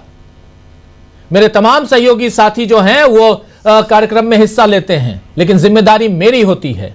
वैसी जिम्मेदारी खड़गे जी आपकी है, राहुल जी आपकी है, ये बात करना होगा। आइए जरा सीपीआई के नेता, महासचिव, सीपीआई के महासचिव डी राजा क्या कह रहे हैं, सुनिए। The India bloc is leading there with majority marks. What's your comment on early trends of both the states? No, these are all early trends. If these trends continue, then in Maharashtra it is BJP and its allies would win and form the government. As far as Jharkhand is concerned, JMM and Congress and its allies are sure to form the government. So this is what one can make out if these trends continue. Let us wait for the final outcome and verdict of the people of Maharashtra and Jharkhand. The way the Jharkhand in trends, what is the region, what you say the region there that the India bloc is leading there? My understanding, the reports given to me by my party and by those people who are in the field, the people of Jharkhand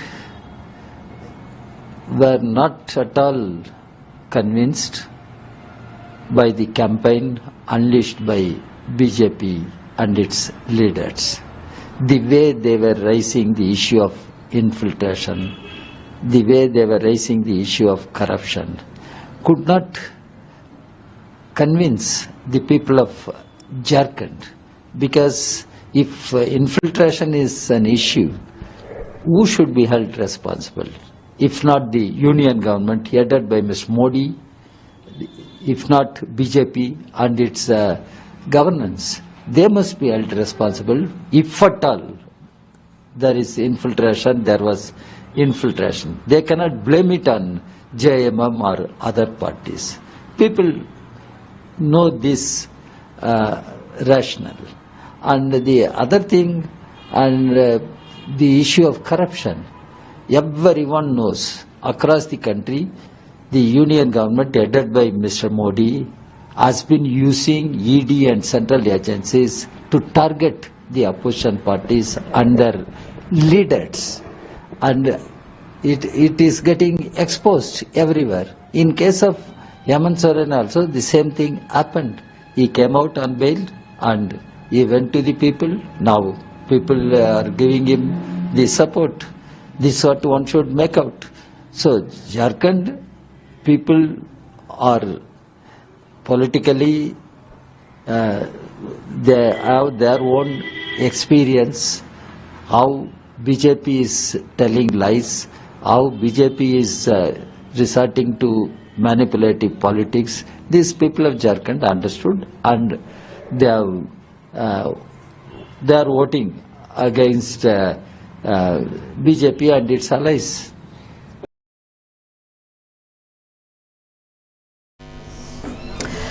तो अभी यहाँ पर आप सुन रहे थे D राजा को, और साफ तौर पर वो इन्फिल्ट्रेशन यानी कि घुसपैठ के मामले पर लेकर यहाँ अपनी पूरी बात कर रहे थे। तो जिस तरह से फिलहाल हम झारखंड के नतीजे हम कह सकते हैं, रुझान हम कह सकते हैं, वो हमें दिख रहे हैं, वो साफ तौर पर बहुत कुछ कहानी बताते हैं। दो स्टेट के बेहद महत्वपूर्ण चुनाव, एक महाराष्ट्र और दूसरा झारखंड। लेकिन महाराष्ट्र में जो होता हुआ नजर आ रहा है वो शायद किसी ने इसकी उम्मीद नहीं की होगी, क्योंकि कांटे की टक्कर लगातार कहा जा रहा है, और यह भी कहा जा रहा था कि जो एक सिंपैथी वोट था वो लोकसभा चुनाव के दौरान मिल गया, चाहे वो उद्धव ठाकरे की बात करें या फिर एनसीपी की बात करें। और कांग्रेस ने तो बहुत शानदार प्रदर्शन किया था लोकसभा में, लेकिन लग ही रहा था कि जो नाराजगी थी वो लोगों की लोकसभा चुनाव में निकल गई, और उसके बाद विधानसभा चुनाव में उन्होंने अलग तरीके से वोट किया है। क्या यह कहा जाए कि लाडली बहना योजना काम करती हुई नजर आई? क्योंकि अगर हम यहां ये कहते हैं तो फिर हमें झारखंड में भी ये कहना होगा कि मैया सम्मान योजना वहां पर काम करती हुई नजर आई, क्योंकि जितने भी हम विश्लेषण देखें इस पूरे प्रोसेस के दौरान, जो चुनाव के जब हो रहे थे और जब तारीखों का ऐलान हुआ था उससे लेकर अब तक हम बात करें तो लगातार ये कहा जा रहा था कि झारखंड में फिर भी क्योंकि 5 साल से वहां पर इंडिया गठबंधन की सरकार है, वहां थोड़ी बहुत एंटी इनकम्बेंसी हो सकती है, वहां पर यह भी हो सकता है कि गैर मौजूदगी में हेमंत सोरेन के भारतीय जनता पार्टी ने अपने वहां पैर मजबूत किए हों, फिर उसके बाद चंपई सोरेन का चला जाना, बहुत सारे वहां पर फैक्टर्स थे। लेकिन वहां पर आप ये देखें कि जेएमएम एक बार फिर से इंडिया गठबंधन वहां पर सरकार बनाने की स्थिति में पूरे तरीके से यहां पर नजर आ रहा है। हमें यह भी देखना होगा, क्योंकि जब हम महाराष्ट्र की बात कर रहे हैं तो झारखंड की बात करना यहां पर इसलिए जरूरी है कि कोई भी stone unturned Bharatiya Janata party ने वहां पर नहीं छोड़ा था। जहर की जितनी उल्टियां हो सकती थी वो सब कुछ वहां पर की गई थी। वहां पर हेमंत बिस्व शर्मा ने बाकायदा तौर पर उन्होंने डेरा डाला हुआ था, शिवराज सिंह चौहान ने डेरा डाला हुआ था, वहां पर पूरा सेंट्रल लीडरशिप वहां पर लगी हुई थी। और आपने लोकसभा चुनाव के बाद अगर कहीं पर रोड शो देखा प्रधानमंत्री नरेंद्र मोदी का तो वो झारखंड में था। झारखंड में उन्होंने रांची में रोड शो किया था, महाराष्ट्र में नहीं किया, हरियाणा में नहीं किया, जम्मू कश्मीर में नहीं किया, और उन्होंने अगर कहीं किया तो वो झारखंड, यानी कि वहां उनको उम्मीद नजर आ रही थी। वहां उनको लग रहा था कि जहर की खेती जो उन्होंने वहां पर बोई है या बोई जा रही है, जिस तरह से वहां घुसपैठियों का मामला जो उठाया और कहा कि आपकी बेटी तक ले जाएंगे, इस स्तर पर नरेंद्र मोदी आ गए थे। उनको यह लग रहा था ये सब कुछ करके झारखंड को बांटा जा सकता है, जल जंगल जमीन के मुद्दे को दबाकर सांप्रदायिक ध्रुवीकरण के मुद्दे को उठाया जा सकता है, और यहां पर जेएमएम और इंडिया गठबंधन की सरकार ना बने और यहां पर बीजेपी यानी एनडीए की सरकार बने, इस तरफ उसको ले जाया जा सकता है। लेकिन मुंगेरी लाल के हसीन सपने थे और वो एक तरह से कह सकते हैं झारखंड में तो चकनाचूर हो गए। लेकिन महाराष्ट्र की जब हम बात करते हैं तो महाराष्ट्र में कांटे की टक्कर थी, ये जरूर था, लेकिन ऐसा हो जाएगा कि एक तरफा हो जाएगा, ये शायद किसी ने उम्मीद नहीं की थी। ये लड़ाई कौन से असली शिवसेना, असली एनसीपी की भी थी, और यहां पर कहीं ना कहीं अब हम ये कह सकते हैं कि शायद महाराष्ट्र की जनता जनता ने ये मोहर लगा दी है कि असली शिवसेना कौन है और असली एनसीपी कौन है, क्योंकि सबसे कमजोर कड़ी अगर किसी को माना जा रहा था पूरी महायुति में तो वो एनसीपी अजीत पवार थी, लेकिन वो भी बहुत बेहतरीन प्रदर्शन करते हुए नजर आ रहे हैं जितनी कम सीटें उनको मिली। शुरू से ही भारतीय जनता पार्टी ये चाहती थी कि वो सबसे ज्यादा सीटों पर लड़े और वो सिंगल लार्जेस्ट पार्टी इतने नंबर में आए कि चाहे वो चाहे हम बात करें शिवसेना की या फिर एनसीपी की हम बात करें, उनकी इतनी हैसियत ना हो जाए कि उनके आगे सर झुकाकर वो अपनी मांगों का कोई पिटारा रख सकें या फिर प्रेशराइज कर सकें, और लगभग वही होता हुआ यहां पर नजर आ रहा है। जाहिर सी बात है वो लोग जो चेंज चाहते थे, वो लोग जो जिन्होंने वहां पर सत्ता में जो कुछ हुआ महाराष्ट्र में, जिस तरह से पार्टियां टूटी, जिस तरह से भारतीय जनता पार्टी ने अनएथिकली वहां पर सरकार बनाई, एक तरह से डकैती उन्होंने डाली और सरकार बनाई। जो लोग वो चेंज चाहते थे, जो किसान लगातार परेशान थे, जो बेरोजगार युवा थे, वो तमाम जो परेशान थे, वो अब ये सवाल उठ रहा है कि वो आखिर लोग कहां चले गए। उन्होंने क्या बीजेपी को वोट किया, उन्होंने क्या महायुति को वोट किया जिनसे वो परेशान थे, या फिर ये पूरा इलेक्शन किसी और तरीके से मैनेज किया गया है, जो हम लगातार सवाल उठा रहे हैं।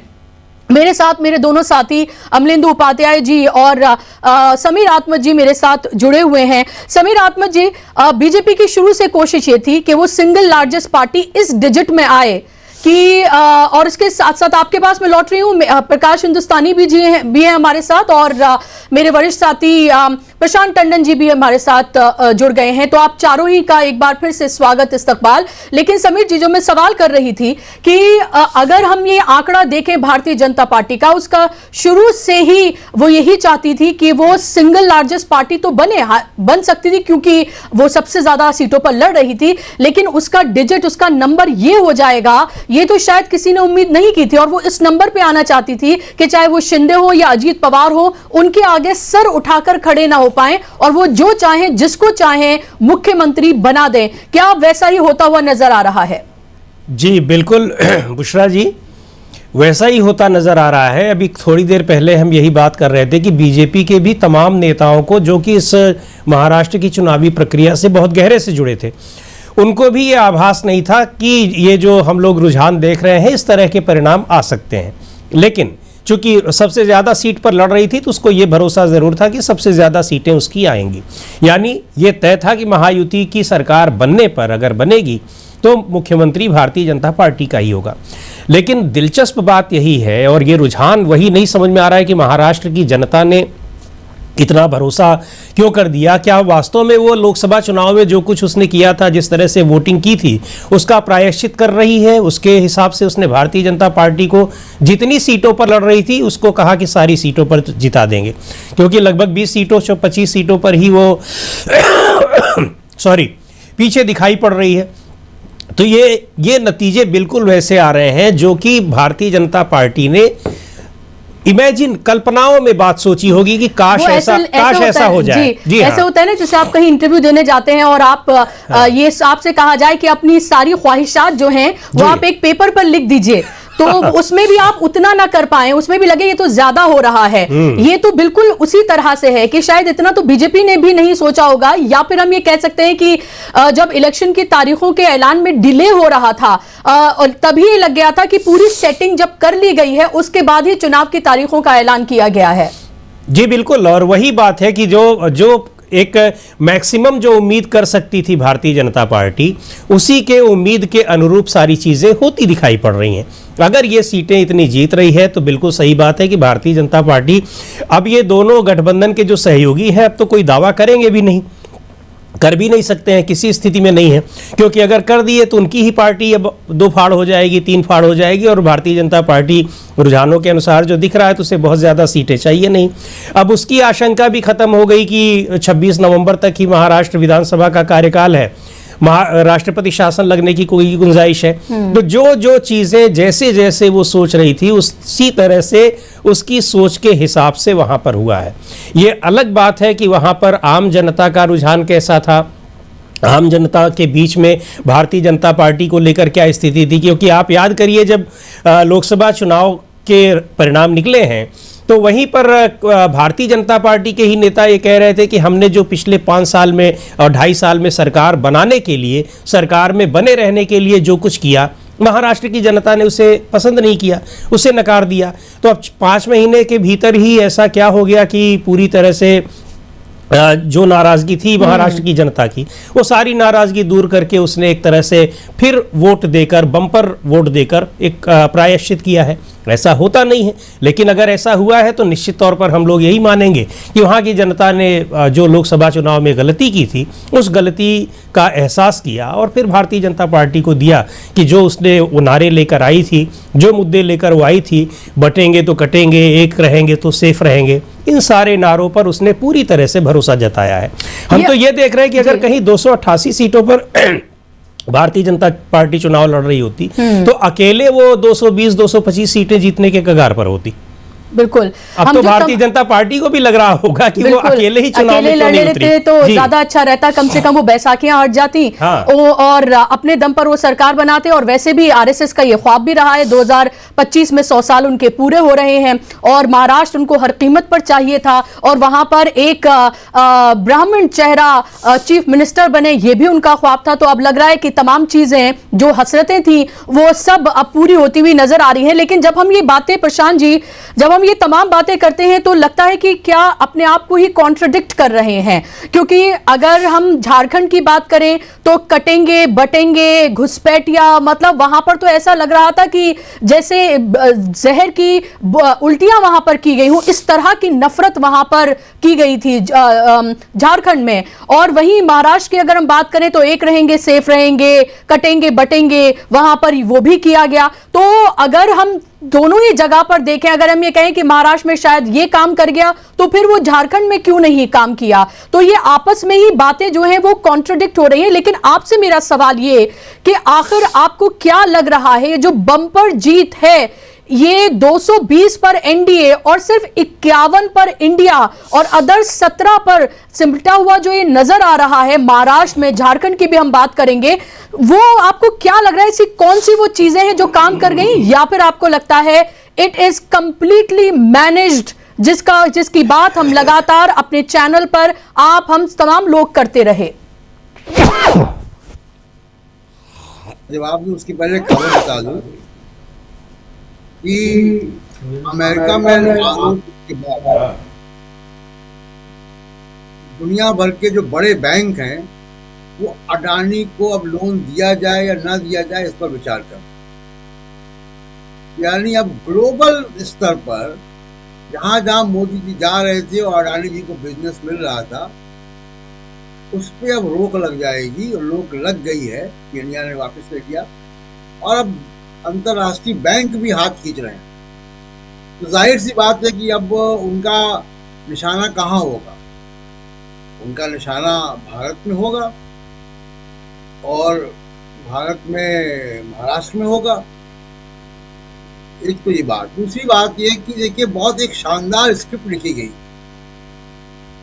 अब वो स्क्रिप्ट क्या लिखी गई कि इलेक्शन कमीशन के चुनाव में धांधली के खिलाफ आरोप को अगर खत्म करना है तो झारखंड की जीत हो जाए, तो विपक्ष जो है वो ये आरोप नहीं लगाएगा कि चुनाव में धांधली होती है, क्योंकि लौट कर कहेंगे राजीव कुमार की झारखंड तो आप जीत गए। और महाराष्ट्र में 85% स्ट्राइक रेट बीजेपी का, और किसी भी प्रकार की मुख्यमंत्री पद की दावेदारी या ब्लैकमेल पोजीशन जो है वो एक नाथ शिंदे या अजित पवार को न दी जाए। साथ साथ ये भी किया जाए कि शरद पवार और उद्धव ठाकरे की राजनीति पर सवालिया निशान खड़े हो जाए। असली नकली शिवसेना, असली नकली एनसीपी का भी फैसला हो जाए।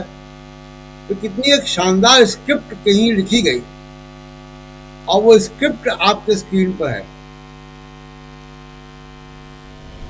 ये इतनी शानदार स्क्रिप्ट जो है जनता ने लिखी है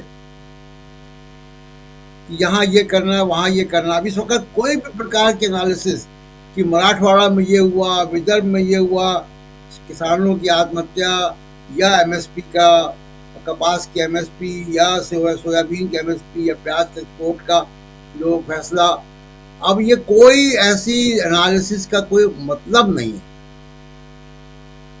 क्योंकि अक्रॉस द बोर्ड ये चीजें हो रही हैं। तो अब हम क्या कर सकते हैं? हम केवल अलर्ट कर सकते हैं। हम पत्रकार, हम लोग तो क्या कर सकते हैं? हमने तो अलर्ट किया कि हरियाणा में 13 लाख वोट बढ़ाए गए, काउंटिंग के 10 घंटा पहले तक वोट बढ़ाए गए। महाराष्ट्र में 10 लाख वोट बढ़ाए गए, ये हमने कहा 3 दिन पहले कहा, कल भी एक पॉडकास्ट किया और बताया कि कैसे कैसे राजीव कुमार का जो कारनामे रहे वो बताया। हम तो अपना काम कर सकते हैं जो पत्रकार का काम है। पॉलिटिकल पार्टीज क्या करेंगी? जो अभी राजीव जी बात कह रहे थे कि आपको चुनाव पारदर्शी हो, चुनाव प्रक्रिया पारदर्शी हो, उसके लिए जन आंदोलन करना पड़ेगा। ज्ञापन देने से काम नहीं चलेगा। ज्ञापन किसको आप दे रहे हैं? चुनाव आयुक्त को ज्ञापन दे रहे हैं कि आप गड़बड़ कर रहे हो। ये तो वैसा ही है कि किसी थाने में आप पहुंच जाए और उस थाने के एसएचओ के खिलाफ FIR लिखवाएं, तो लिखेगा। तो सबसे बड़ी बात। दूसरी चीज ये कि पूरा जो इलेक्शन धांधली का जो मुद्दा बनता है वो EVM केंद्रित बनता है। हम बार बार इस बात को कह रहे हैं कि इलेक्टोरल रोल्स गड़बड़ हैं, इलेक्टोरल रोल्स में वोटर डिलीशन होता है।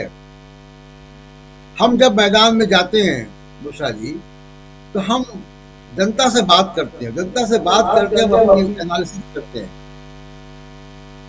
लेकिन जनता से बात करके एनालिसिस करते हैं तब हमको तो जो लोग बताते हैं उसके हिसाब से करते हैं, लेकिन हमको ये नहीं मालूम होता है कि जो व्यक्ति हमसे बात कर रहा है ये वोट डाल पाएगा कि नहीं डाल पाएगा, इसका इलेक्टोरल रोल में नाम है कि नहीं है। तो इसलिए बहुत महत्वपूर्ण बातें हैं कि जब तक आप चुनाव प्रक्रिया को लेकर आप जनता के बीच में नहीं जाएंगे, इस मुद्दे को नहीं उठाएंगे, तब तक नहीं होगा। अब मान लीजिए कि 85% स्ट्राइक रेट है। हम तो विदर्भ भी गए, हम मराठवाड़ा भी गए, हम कोंकण के एरिया में भी रहे, मुंबई में भी रहे। 85% का स्ट्राइक रेट किसी पार्टी को मिलना होता है। बुशरा जी आप भी चुनाव में जाती है, हमारे तमाम साथी चुनाव में जाते हैं, हमने 30 साल हो गए चुनाव कवर करते हुए। 85% स्ट्राइक रेट का होता है, वो आपको किसी भी गली चौराहे, चाय की दुकान, बस, ट्रेन, रेलवे स्टेशन, एयरपोर्ट, सब जगह दिखाई देगा। ये साइलेंट वोटर कमाल नहीं है। जो तस्वीर आप देख रहे हैं, साइलेंट वोटर एक स्विंग प्रोवाइड करता है 2%, 4% का। ये आपको लग रहा है कि साइलेंट वोटर है, और अगर ये साइलेंट वोटर नहीं है तो ये इतने पत्रकारों को, एग्जिट पोल वालों को, हमको, राजीव जी को ये आवाजें क्यों सुनाई नहीं दी, और ये आवाजें झारखंड में क्यों सुनाई दे जाती हैं? तो सवाल ये है कि विपक्षी पार्टियों को, देश के सिविल सोसाइटी को, देश के लोगों को, मतदाताओं को इस संविधान को, लोकतांत्रिक प्रक्रिया को, चुनाव आयोग को बचाने के लिए अब काम करना पड़ेगा। बाकी सब मुद्दे अभी पीछे। पहला काम ये कि आप लोकतंत्र को बचाएं। देखिए खुनाव तो नॉर्थ कोरिया में भी होते हैं, चुनाव रूस में भी होते हैं, वहां भी चुनाव आयोग है। ऐसा नहीं कि चुनाव खुद ही कराता है वो राष्ट्रपति। तो वही स्थिति हमारे देश में भी हो रही है।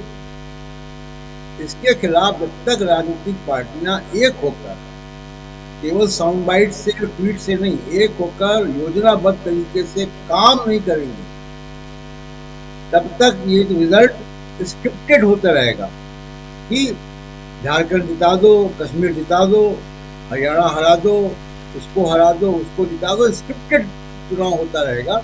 अब इसकी पॉलिटिकल एनालिसिस करने को मतलब नहीं इस वक्त। आपने बहुत सही, बहुत वाजिब आपने तमाम बातें कही हैं कि इसका पॉलिटिकल एनालिसिस करने का भी कोई मतलब नहीं है, क्योंकि एनालिसिस वहां होता है जहां पर आपको ये नजर आ रहा हो कि भाई यहां हम लोग गए, ये हमने देखा, लेकिन लग रहा है कि जो साइलेंट वोटर था वो इधर चला गया, कुछ वोट हमें लग रहा है कि उधर चले गए। इस तरह की चीजें जो परिस्थितियां देखकर ग्राउंड से आते हैं या फिर अपने एक्सपीरियंस से जो हम देखते हैं, उसके बाद जो तस्वीर नजर आए उसमें एनालिसिस बनता है। लेकिन यहां पर हम ये कह दें कि जिस तरह से प्रशांत जी कह रहे थे कि 85% अगर स्ट्राइक रेट, इसका मतलब तो आप जहां जाएं, जिसके आगे माइक लगा दें, जिससे बात करें, हर शख्स ये कहता हुआ नजर आएगा कि वो बीजेपी को वोट कर रहा है। ऐसा तो था नहीं क्या विदर्भ मराठवाड़ा के वो एरिया, वो गुस्से में जो किसान, वो तमाम युवा, वो तमाम महिलाएं जो लगातार हम जिनको देख रहे थे जो गुस्से में थी, बिल्कुल वैसी ही परिस्थिति जिससे इससे कहीं ज्यादा नाराजगी हमने हरियाणा में देखी। और उसके बाद जो नतीजे आए वो बिल्कुल ऐसे थे कि सब हक्का बक्का रह गए।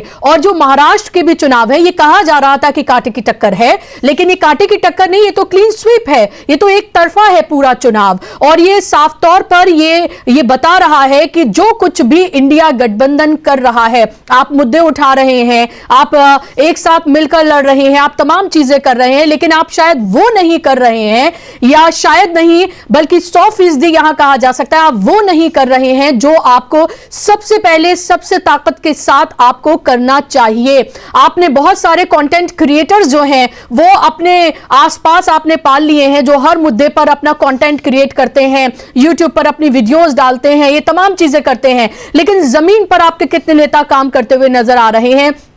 क्यों सिविल सोसाइटी के लोग लगातार इस मामले को, ईवीएम से जुड़े मामले को, चुनाव आयोग को लेकर लगातार आगाह करते जा रहे हैं?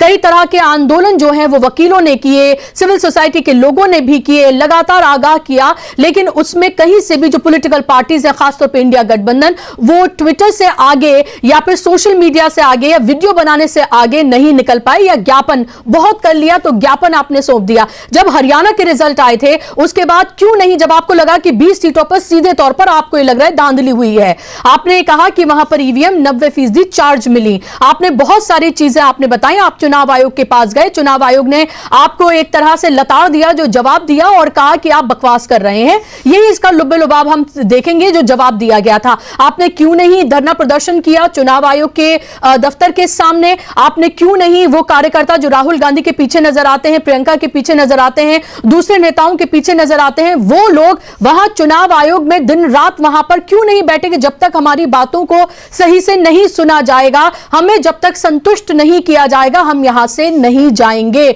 जब तक ये इच्छा शक्ति देखने के लिए नहीं मिलेगी, तब तक रिजल्ट इसी तरीके से मैनेज्ड होते रहेंगे। अब आगे आने वाले वक्त में दिल्ली और बिहार में चुनाव है, तो आप कह दीजिएगा कि दिल्ली में वैसे ही बीजेपी का कुछ नहीं होने वाला, तो दिल्ली तो इंडिया गठबंधन के या आम आदमी पार्टी के पास चली गई, और बिहार जो है फिर से एनडीए के पास चला गया, क्योंकि जो सेट फॉर्मूला है वहां पर तो यही होता हुआ नजर आ रहा है कि आप ये कह दें कि भाई आप झारखंड में जीते, वहां आप ईवीएम पे सवाल नहीं उठाते हैं, महाराष्ट्र में हार गए तो वहां आप सवाल उठा रहे हैं।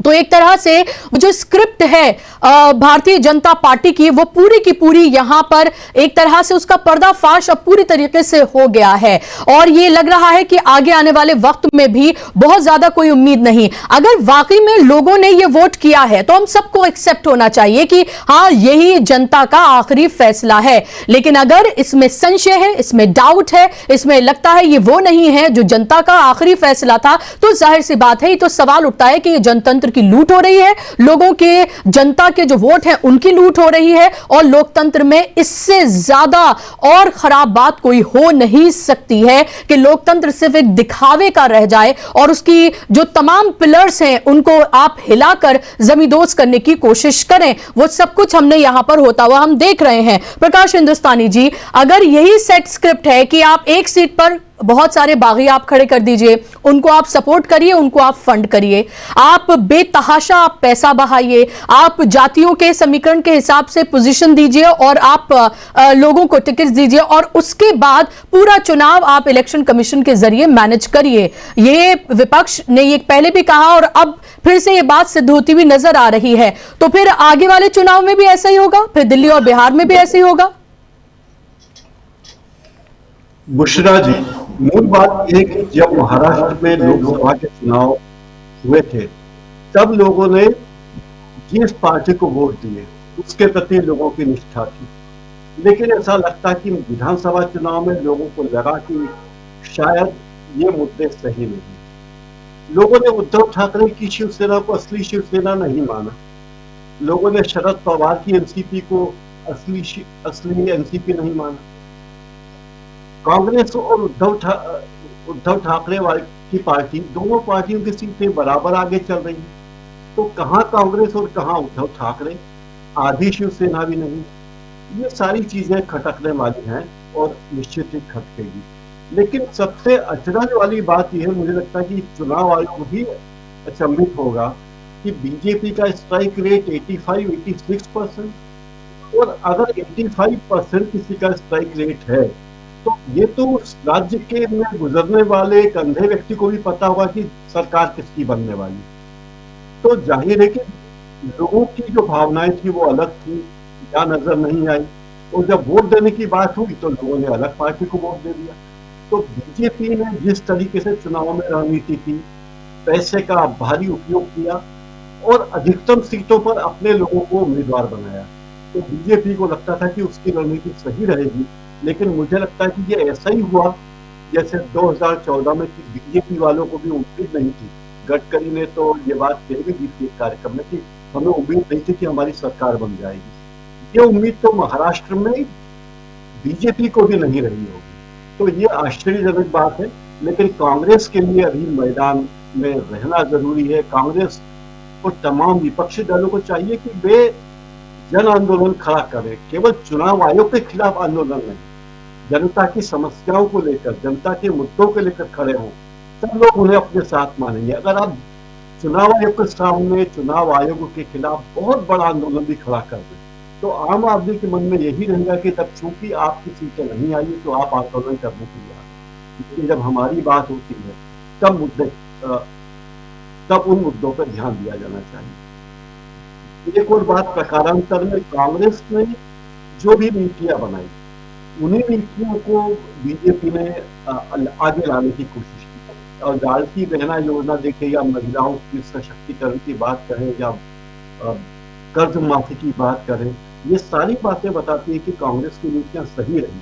तो सवाल ये कि कांग्रेस को सीटें क्यों नहीं मिली या कांग्रेस की नीति को सीटें क्यों नहीं मिली। तो यहाँ जो शंका जो आप बता रही हैं वो बिल्कुल सही लगती है कि आखिर ऐसा क्या हुआ है कि लोग जिसे वोट नहीं देना चाहते थे उसे वोट दे रहे हैं, और लोग जिसे वोट देकर बड़े भारी बहुमत से जिताने की योजना बना रहे थे उन पार्टियों की, उस महायुति की स्थिति इतनी खराब है, ये आश्चर्यजनक बात है। बुशरा। और ये भी सवाल उठता है कि अभी 4-5 महीने पहले जिन लोगों ने जिस एनडीए के खिलाफ एक तरह से वोट किया, खासतौर पर भारतीय जनता पार्टी की, जिन 17 जगहों पर नरेंद्र मोदी ने रैलियां की थी उनमें से 14 जगहों पर हार गई थी बीजेपी। आखिर ऐसा क्या हुआ कि उसी बीजेपी को लोगों ने हाथों हाथ न सिर्फ लिया बल्कि अपने सर पर बैठा लिया।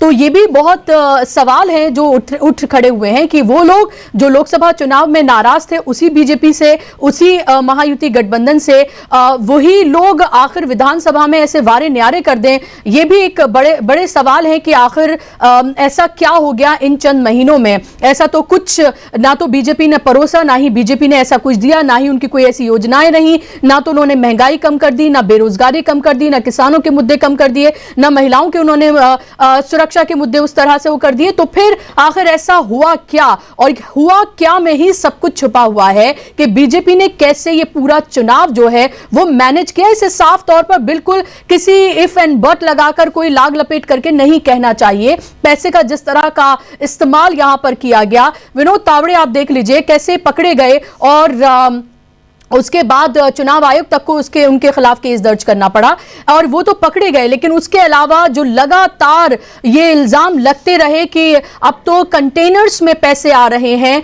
1000 करोड़ रुपए झारखंड और महाराष्ट्र से खुद चुनाव आयोग ने अगर पकड़े हो तो आप समझ लीजिए कि कितना पैसा इस चुनाव में महाराष्ट्र में बटा होगा। और साफ तौर पर यह बार बार कहना कि महाराष्ट्र क्यों चाहिए, क्योंकि अडानी के जिस तरह के हाई स्टेक वहां पर है, हालांकि झारखंड भी चाहिए था क्योंकि कि वहां पर काला सोना है, ये खुद मल्लिकार्जुन खड़गे ने कहा था। लेकिन लग रहा है कि वहां पर एक तरह से ये कहने के लिए कि देखिए एक स्टेट तो उनको मिल गया और एक स्टेट हमें मिल गया, यानी कि बिल्कुल फ्री एंड फेयर इलेक्शन है, इसमें किसी तरह की कोई धांधली कुछ भी इसमें नहीं की गई है। ये एक तरह का हम कह सकते हैं कि एक स्क्रिप्ट जो है वो नई लिखी जा रही है और लगातार ऐसा ही किया जा रहा है। लोकसभा चुनाव में जब से 240 पर सिमटी भारतीय जनता पार्टी, उसके बाद 2 चुनाव हुए, जम्मू कश्मीर के, हरियाणा के, और अब उसके बाद झारखंड और महाराष्ट्र के, और उनके साथ साथ कई जगहों पर उपचुनाव भी हैं, उनके बारे में भी हम बात करेंगे। लेकिन ये साफ तौर पर लग रहा है कि झारखंड अब पूरी तरीके से हम ये कह सकते हैं कि वहां पर इंडिया गठबंधन की सरकार बन रही है, और महाराष्ट्र में तो ये मामला एक तरफा होता हुआ नजर आ रहा है।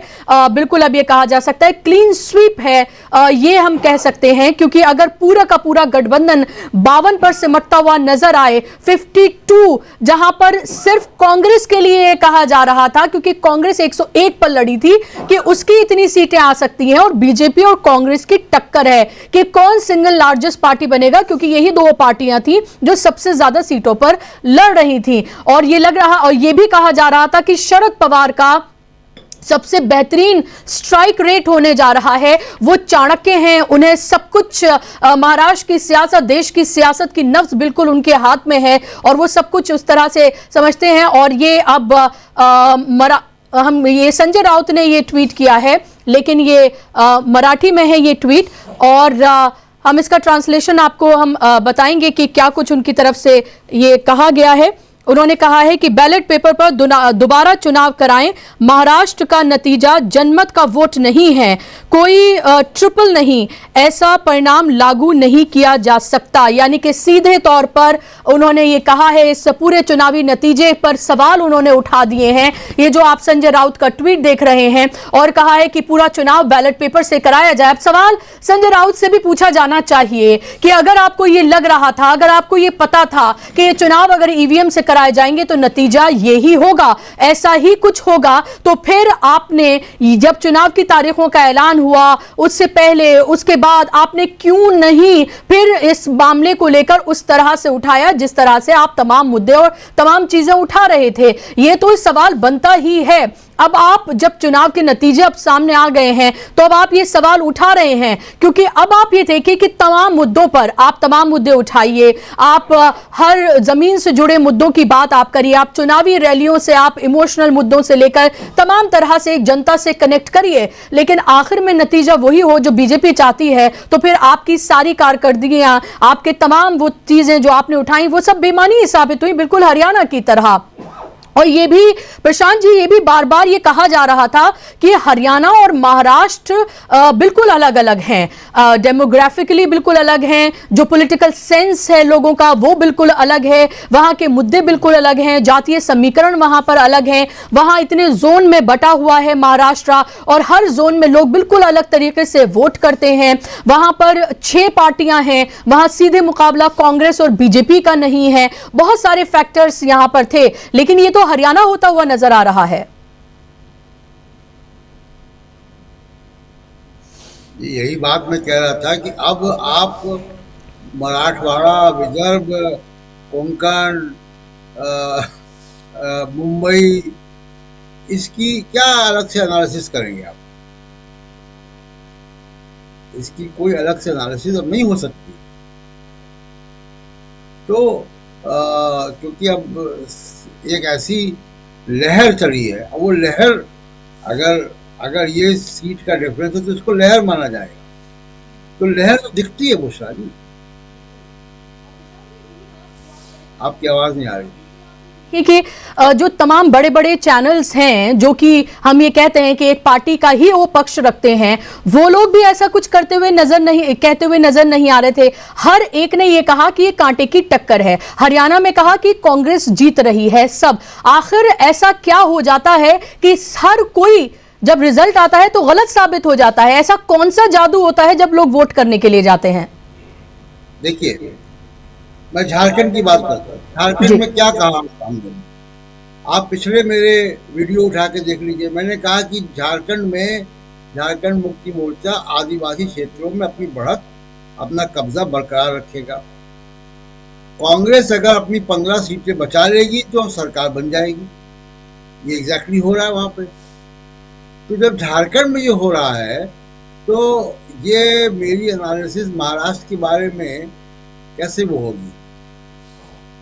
सवाल ये कि जब वो ये इसीलिए मैं कह रहा हूं कि एक बहुत शानदार स्क्रिप्ट लिखी गई कि कितनी बारीकियां उस स्क्रिप्ट में है कि एकनाथ शिंदे और अजित पवार को इतना भी ना छोड़ो कि वो दावेदारी कर सकें, लेकिन असली नकली शिवसेना, असली नकली एनसीपी का फैसला भी हो जाए, कांग्रेस की कोई क्रेडिबिलिटी ना रहे झारखंड के मामला उठाने में, वो इलेक्शन धांधली के मामला उठाने में, ये सारा कुछ। अब बीजेपी जैसे आप कह रही हैं, बीजेपी महाराष्ट्र में और गुजरात, वो माफ कीजिएगा झारखंड में एक ही स्लोगन के साथ गई,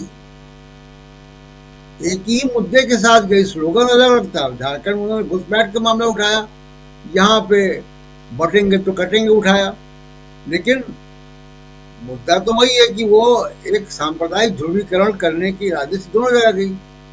तो एक जगह कामयाब नहीं हुआ, दूसरी जगह कामयाब हो गया, और इतना कामयाब हो गया कि 85% का स्ट्राइक रेट। इसलिए पॉलिटिकल पार्टीज को अब ये बैठकर सोचना पड़े गंभीरता से कि ये लड़ाई इतनी आसान नहीं है।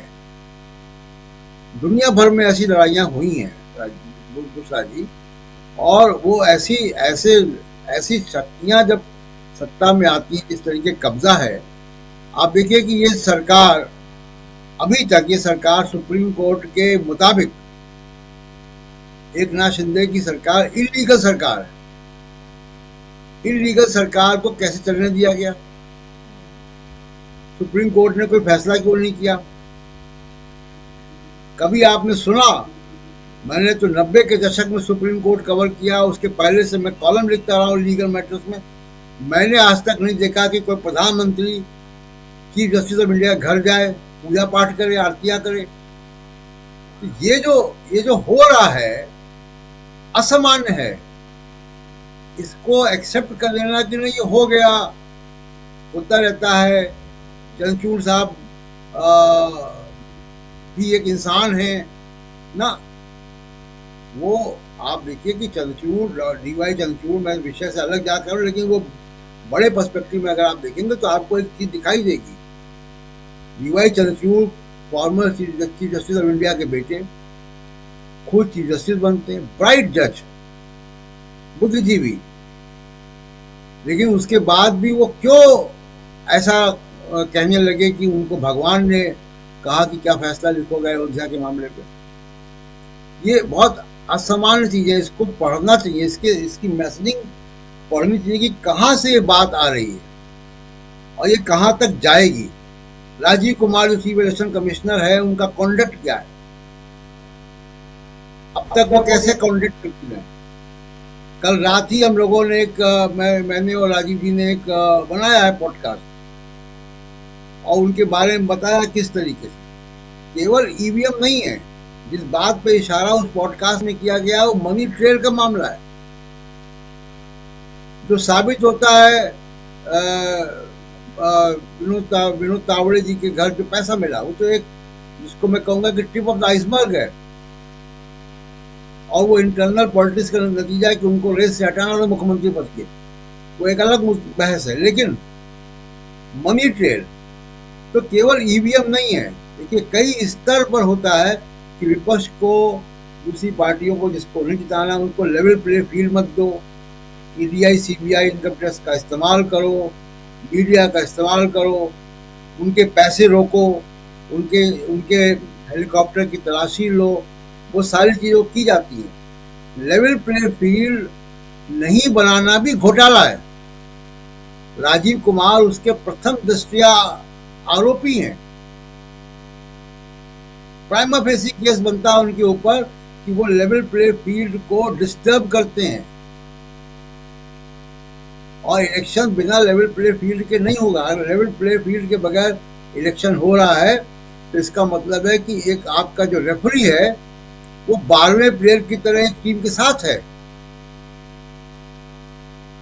तो इसके खिलाफ कोई केवल ट्विटर से या प्रेस कॉन्फ्रेंस से मामला नहीं होगा।